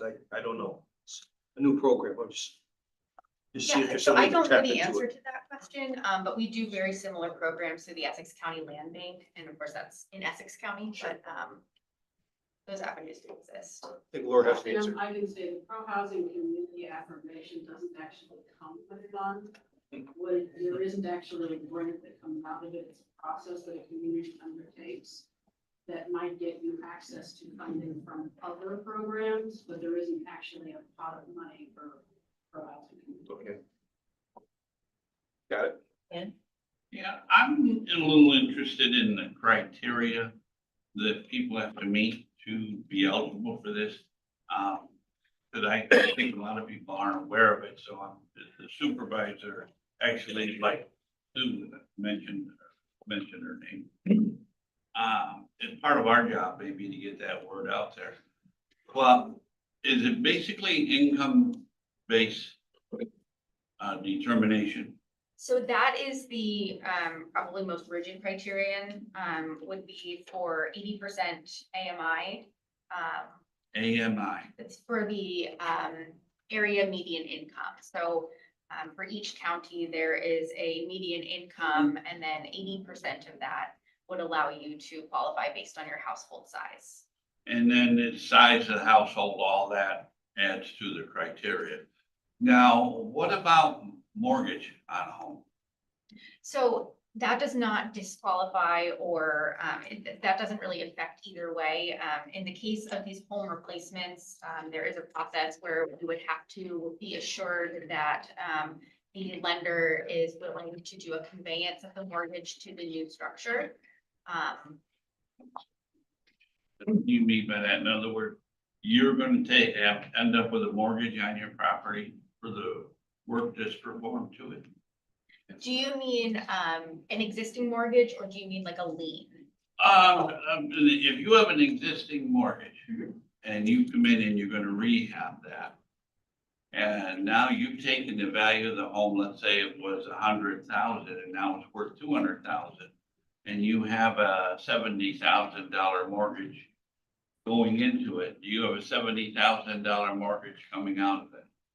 So in the case of a standard rehab, which is what these projects are at least intended to be at the beginning, the mortgage value doesn't change.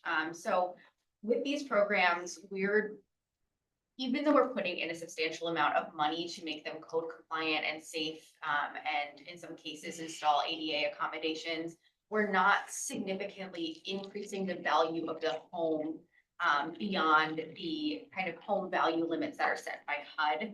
So it will not affect their mortgage. Well, Their then I mortgage balance. misunderstood somewhat, so you gotta educate me on this. One of you were gonna do a complete rebuild, in other words, tear a place down, A and put it up. replacement, yes. So let's say it was worth $30,000, it was so bad, and you step in, and let's say you're, have some level of disability, so you're eligible for a low interest loan. So you bought this place for $30,000 or $40,000, and you come in and you're gonna rehab it or tear down and build $100,000 or $200,000 or provide a $200,000. I just got that for $30,000. Now what stops me from selling it? So that's where the lien comes in. That would stop you from Okay, selling it. this So is what there's, I'm looking yes, so there is, with any of these projects, there's what is known as a period of affordability. So for most home replacements, it's about 10 years. For general rehabs, it's 5 years that the homeowner is expected to stay in the home and live there as their primary residence. And then after that 5 years, each of those years goes by and it depreciates by 1/5 or 1/10, depending on the length of that period of affordability. So then, after that period ends, they receive a satisfaction of mortgage. They can sell the home, they can, use it as a rental, they can do whatever they'd like with it. That lien After has 5 years. expired after 5 or 10 years. A lot of the replacements are a 10-year period of affordability. And the other option, if they were to sell, they would either have to sell to another qualified buyer or pay back the lien, in order to sell the home. So there is some detail. So there is Yeah, a thank you. protection against, the kind of house flipping. That answers my question. And the one I was involved in actually wasn't, it actually came through Vicki Campbell, who was our paramedic at our Salem Rescue Squad. Okay, it had gotten very difficult because, as you know, sometimes with ADA compliance or disability, those people become frequent flyers to medical care. And so Becky and I got together with the help from Pride and also the vets to look towards a solution, because at this point, anybody could have gotten hurt. It had gotten, and so fortunately, teamwork did it all, and hopefully it- Thank you. Any other questions? Thank you. Thank you very much. Okay.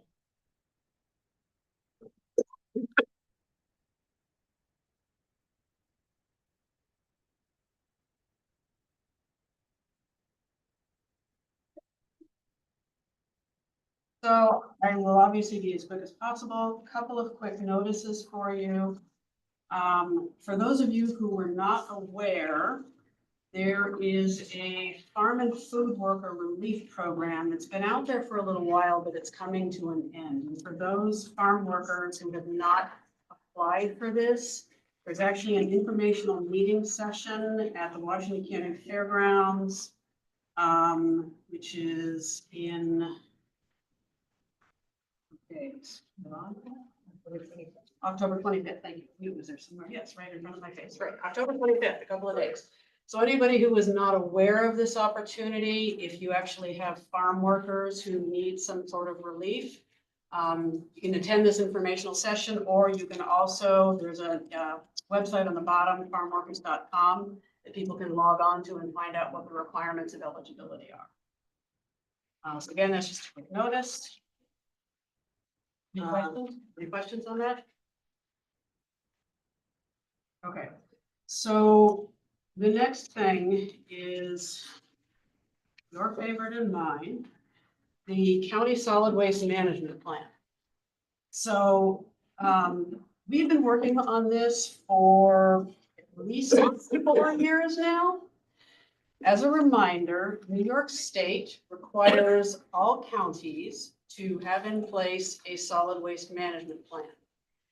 The difficulty is that we are one of only a couple of counties in the state who do not own that process. We sold off to the private sector all of our solid waste. So there are rules in terms of what you have to include in the solid waste management plan, and then a process for adoption and exception, et cetera. So we have done draft after draft, submitted it to New York State DEC. They keep coming back and asking us to take more control, which is really difficult when we don't own the process. So the argument back and forth is, how much can you do? Bottom line, what the solid waste management plans are supposed to be is decisive actions that will reduce the solid waste stream. The only thing that's really in our control is an education and information process, because again, we don't own the systems. So in the meeting notice, we sent a link to the current draft that has now been accepted by DEC. The reason that we were able to get it accepted is because we did some negotiating. Because we started this process 4 years ago, you will see that the data in the plan is a little bit dated because we started it 4 years ago. So what they wanted us to do this year was to start all over and start with new data. And we basically said, it's just not happening. So they agreed to allow us with some changes to the draft that were highlighted in the memo that went out to you. And I'm going to pass this around because many of you have probably not had the opportunity to read the draft, but I will say that if you read anything, you should read the implementation report. Because that gives you the important action items that we are committing to in this draft. So the idea will be, the time frame is the committee approves the draft. Again, the entire 400-page document or whatever it is posted online. The next item is to actually put it out for a public comment period. So what I'm asking for is all of the supervisors have the opportunity to get back to my office, any comments that you have on the draft, or obviously inclusive of the implementation table, by the 31st of this month. Because then what we would like to do is put it out for public comment period, which would go from November 4th to January 3rd. So we are going to try and have a way, we'll work with IT to determine whether we can allow online comments. We're going to have a system to accept comments. And I can almost guarantee you that there will be comments, because pretty much any county that puts out things that are related to environment and sustainability typically do get people very interested in wanting to comment. So we want to provide them with as much opportunity as possible. Laura, what page did you say was the most important to read? The one that I handed out to you, The whole thing? the implement, yes. Oh, I know. No, this is like, if you want to read the 300-page document, well, This is the I'm Cliff Notes. exaggerating. This is the Cliff Notes that you have in front of you, right? Really, not one page.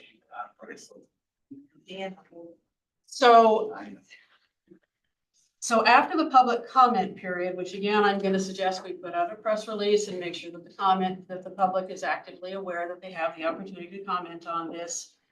We will then have to hold a public hearing, which I am suggesting that we schedule for the January 17th board meeting. And then after the public hearing, the board has the opportunity to adopt the plan.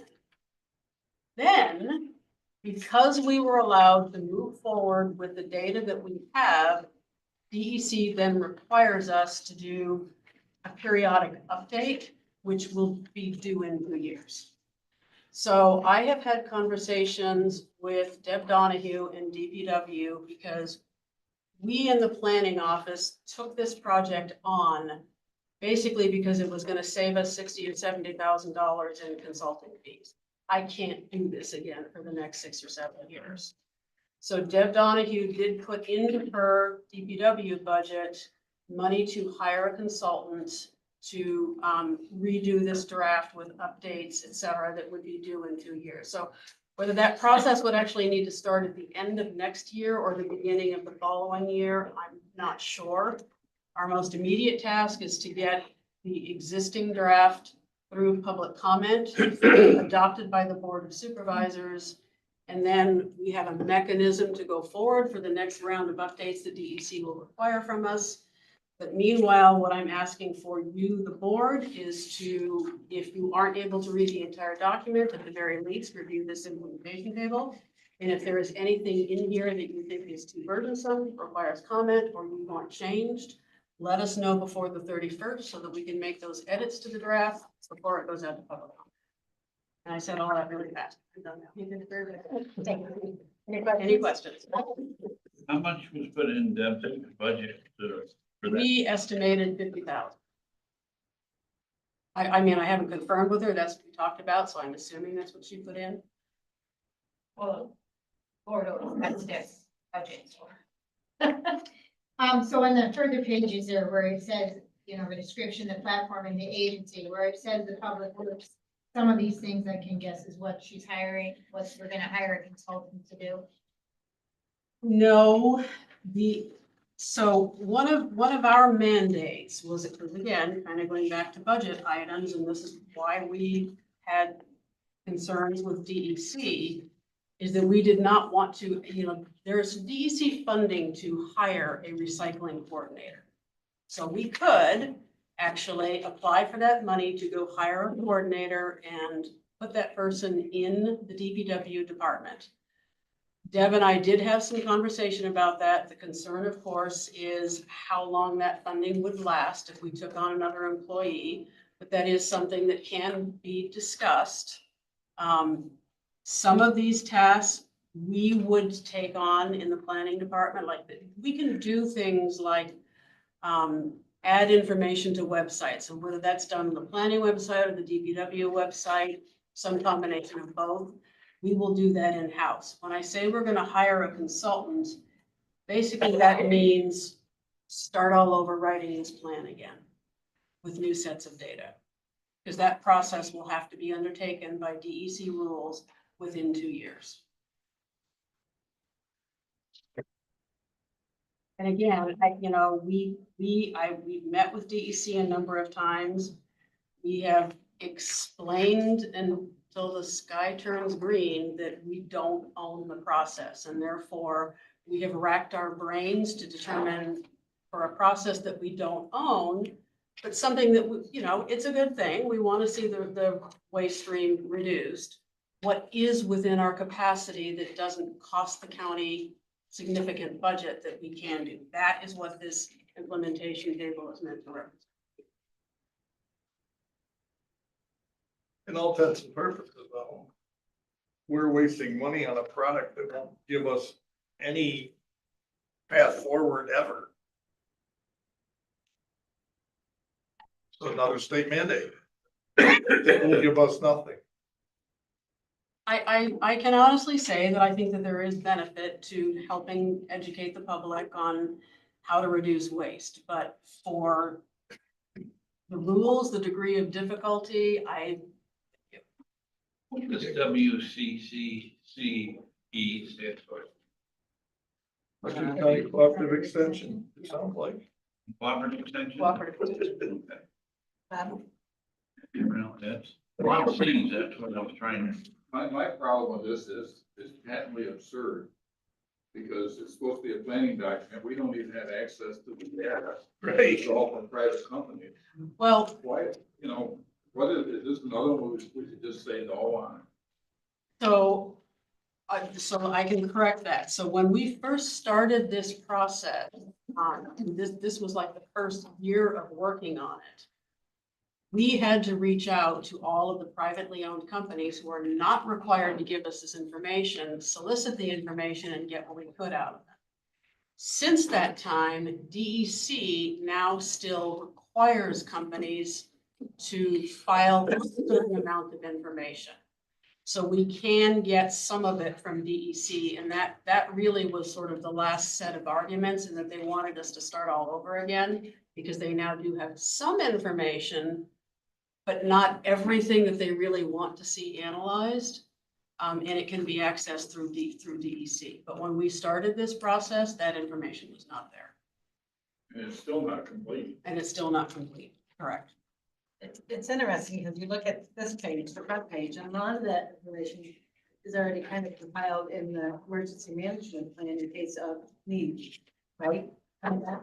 My updates there?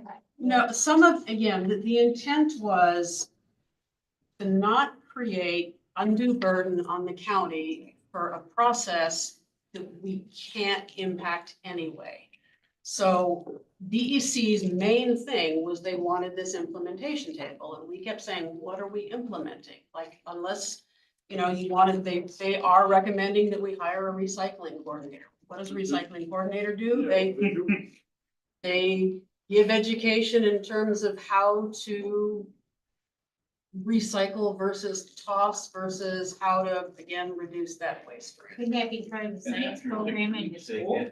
What do you need to Might better give it to them right at the beginning. I mean, starting at a basic level in the elementary and get a little bit tougher for the science class. We can make it chairman. And nobody's paying it. Chairman's job. He used to work for me. They're your friends. Definite failure. They're his family. Okay, guys, Scott's got a question. That's So one of the things that I did point out to DEC is that we are in compliance so long as we continue to try and address their concerns, which is why it's been over 5 years of continuing to address their concerns. My understanding is that if we are eventually found to be out of compliance, the worst DEC can do is withhold funding from us if there's, which would impact our sewer district, because our sewer district does get DEC and EFC financing. Whether that rolls over to other state agencies, I'm unclear on, but I want this out of my department.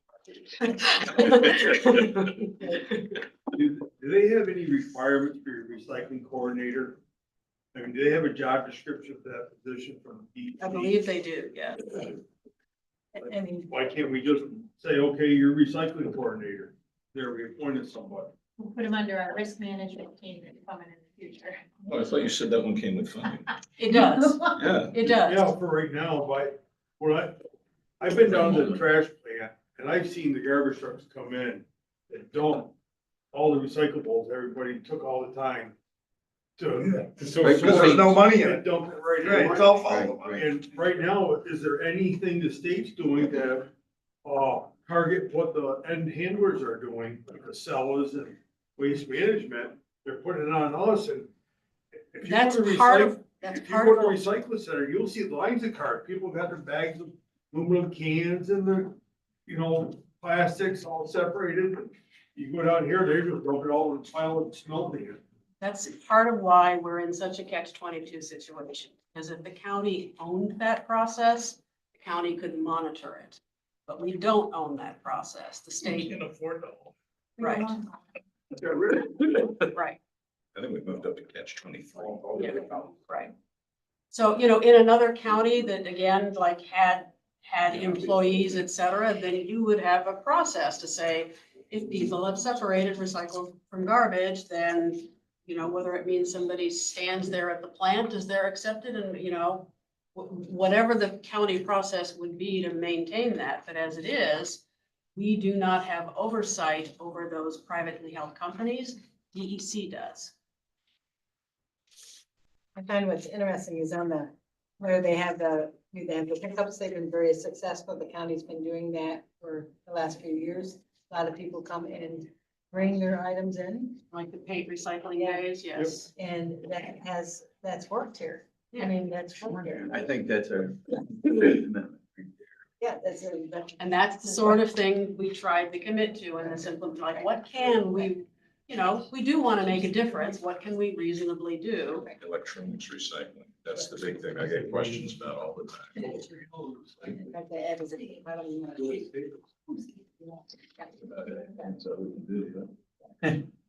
So, any other questions for Laura?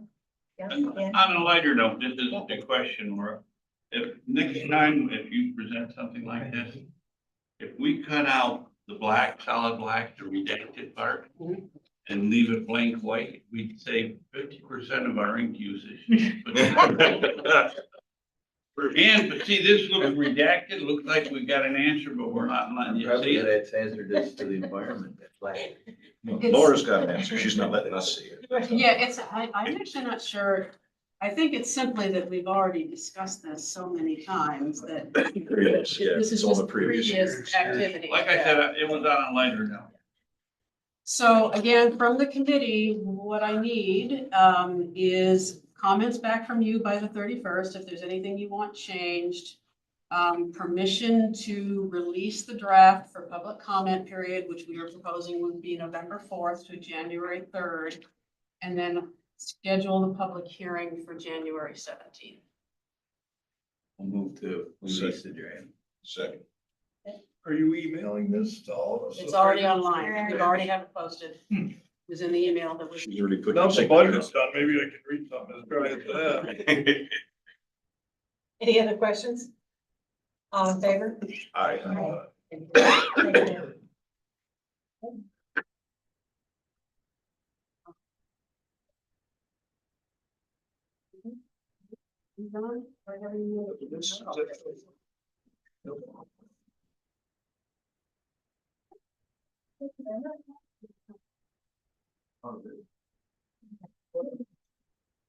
Now, is sending you out some things from me.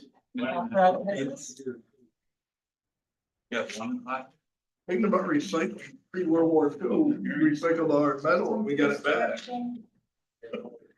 I don't think that was a good idea either.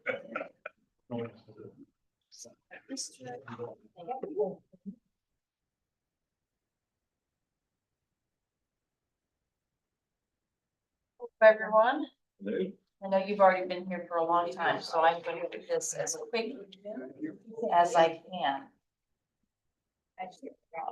So this is my first time reporting to this committee. I'm Shelley Smith.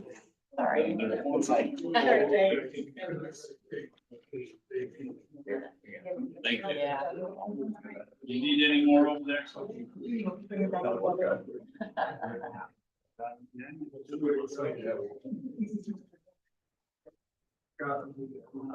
Yeah. Thank you. Okay, we all set to start? Yep. Okay, Hi, I'm gonna do my best to keep this quick. I know you've all been here for a long time already. My name is Shelley Smith. I'm Executive Director of LEAP. This is my first time reporting to this committee particularly. I report quarterly to Health and Human Services regarding LEAP's contracts with Washington County for our food pantry and transportation services.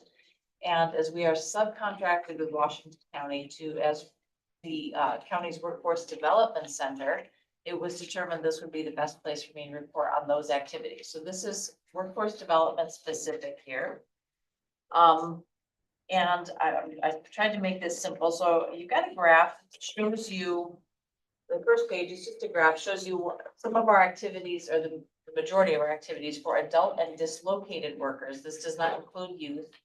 This is for the months of June to September. We normally do 3 months at a time, but I did ask for the staff to add September to the list, to the report, as it's an October report.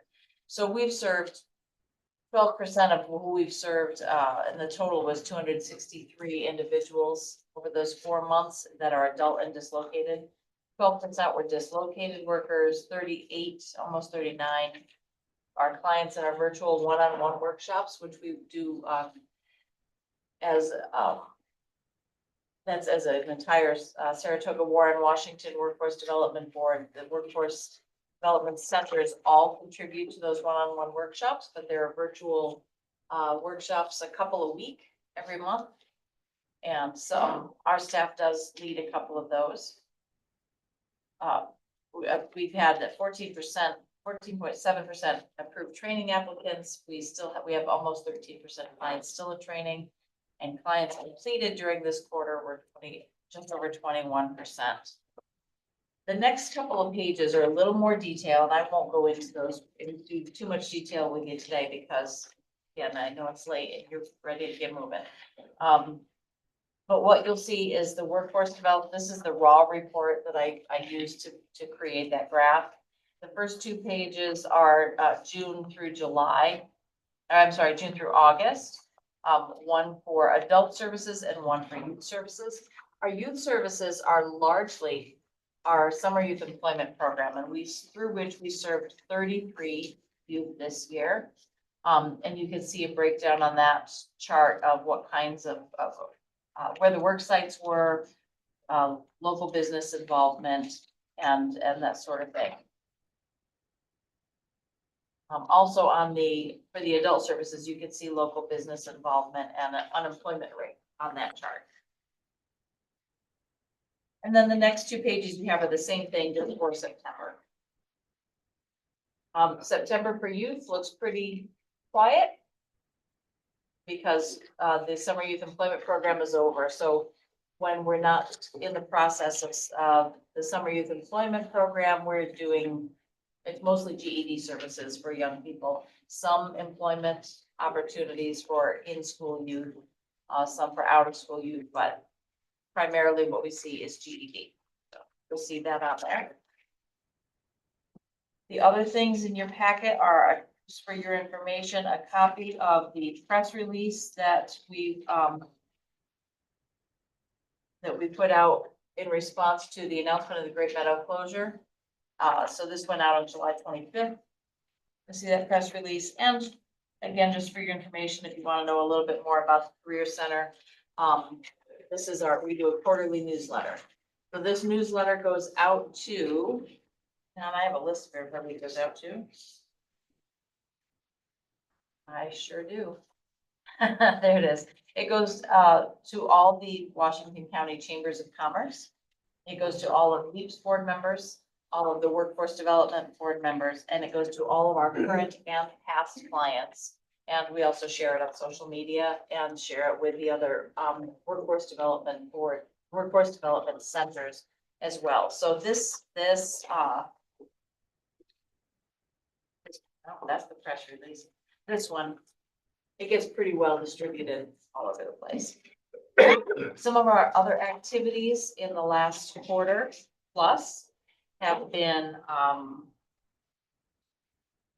some job fairs and participation in some job fairs, that sort of thing.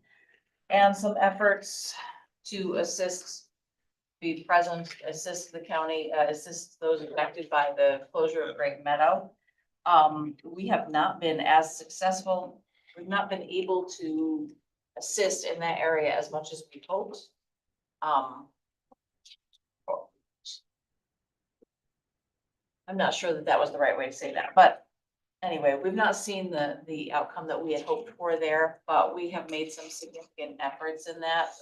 Part of that was in all of the other ways that we're out and about in the county, anything else that we're doing, we've been including information about our services and specifically, targeting people that would be affected by the closure. So that was, 5 to 6 open houses. I think it was 5 open houses at local county schools where we had, workforce development staff there.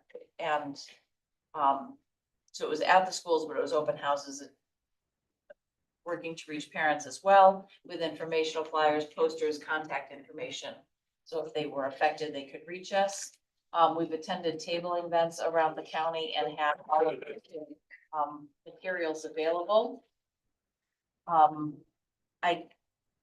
We have worked to get into the facility. We were denied access to the facility after kind of being, to use language that sounds like an emotional response, but after being kind of strung along for a little while, like call back and check after this date, call back and check after this date kind of thing. We were just denied access to the facility to serve people directly there, which was the hope to be able to get in. Part of the reason for targeting the facility itself is that, because it was a government closure, of course, they weren't required to put out all the same notices and so forth that any other private industry would. When a private industry, for instance, when Quad went out of, was closing, we get a notice that tells us, we don't have names, but we have the positions that are closing, and we have population, like we knew how many people in Washington County were affected by Quad and where they were. We didn't have that kind of information. So targeting a particular community was a little challenging. However, getting into facility would have, I reached everybody at one time. But as I said, we were denied access. So we've been trying to get something set up where we would be able to be available to people, even though it's getting close to the end time, even though folks have made decisions at this point. But it doesn't mean they can still make another decision if they're offered another opportunity. So we're gonna keep trying. We tried to get into the, it was you that suggested the PK Hill. They also denied us access to that. Declined my request to rent the space, so. Directions coming straight from the Commissioner of Correction. I'm sorry? That the direction to not let anybody in that facility. Yeah, that was the impression I had. I thought, I was not familiar with the PK Hill Hall, but it sounded like a great opportunity. When I looked into it, I thought this is great because even though it's state owned, they rent it for lots of activities. But with no explanation whatsoever, simply in their words, declined our request. So we'll be coming out into communities to do the best we can to reach people. Yeah, and that didn't apply to just the denial just didn't apply, Scott, to the correction officers. It was the civilians that were working up there as well. Yeah. Yeah, they denied along the way for, they wanted to be sure that we couldn't get in there and offer options before people had been given their reassignment. But I had been reasonably reassured that once everybody had been given their reassignments, then we'd be able to come in and speak to those who didn't want to take them, which is not ideal, but better than nothing. But then we were just completely refused access. So we're going to continue trying to get out into the county to affect people that either haven't chosen to take their reassignment or have chosen but would prefer another option. We're just going to keep those efforts. But between our press release, our other tabling events and so forth throughout the county, and of course our newsletter that has been widely distributed in our social media, we have gotten the word out there pretty well that we're available for these services. And we have seen about 10 people. I think it was a little bit, I think it's more than that now, but last count it was 10 people specifically from Great Meadow. A couple wanted help with, 2 wanted help with resume, 2 just needed help with a cover letter, 6 came to us for career counseling, Two were interested in training, which we can cover for those eligible. And one of them is eligible for a possible trade bonus because of a job they had over 15 years ago. So trade act participation, which is complicated and I don't know a whole lot about it, but our staff do. So. So on Okay. this graph right here, Yes. 263 people, do you expect to help 50% of them, 70% of them? I mean, is there, even though you're involved with all, will they end Right. up being all with a job, or do we have any expectation? Not all of them are for job placement. Some are for training. Some we do things like if someone's in an LPN program and needs nursing shoes and clothing, we'll buy those for them to help keep them in the program and we'll help keep them working toward their goals. We will buy materials people need if they're in welding school. We'll pay for, we don't pay for college education, but we'll pay for trade school kind of things that are anything that has a certification. So we'll pay to put people in those certification programs. So a lot of what we do is career counseling and help assist with job searches, but that's not all we do. There's a good piece of it that is just helping people find their path and then find their end goal and help them get on a path toward that goal. Does that answer your question? Yeah, well, I just wanted to make, I can I look. guess I don't have an understanding of whether these people will all end up being employed in the long run, or maybe some of them are already, but. Yeah, some of I them mean, the are. goal, I would assume, is to get them all employed or to make sure they stay employed. That is the goal, and that is the goal, and we do some follow-up, and this is, I know, a very rudimentary graph, so I don't know, some of you may appreciate this, some of you may not. My husband is very techie, and I get tired of these long reports that are really challenging to listen through, to work through, so I said, I want to put this sort of thing in graphics, so he introduced me to AI. So this was my first attempt at using AI to put a graph together. So I'm hoping in the future I will have more information for you on these. But I'm just learning that process myself, just getting that graphically represented. But anyway, it saved me some time using AI for sure. But I can look toward getting that number in the future. How many move on to employment? What? We want to make sure that Right. we're reaching that goal. That's what we're after. Right. Any other questions, Michelle? No, is your 263 non-duplicated? Yes, that is an unduplicated number, yes. It's just number of individuals, unique individuals served in that time period. Anything else? Thank you, Joanne. You're very welcome. Thank you very much for having me. So do we have any other business? Hey, if we're lucky, we might get to the next meeting in time, so I guess we're adjourned. Sam. No, you're. Must be. Right at 1 o'clock. You don't like Sam?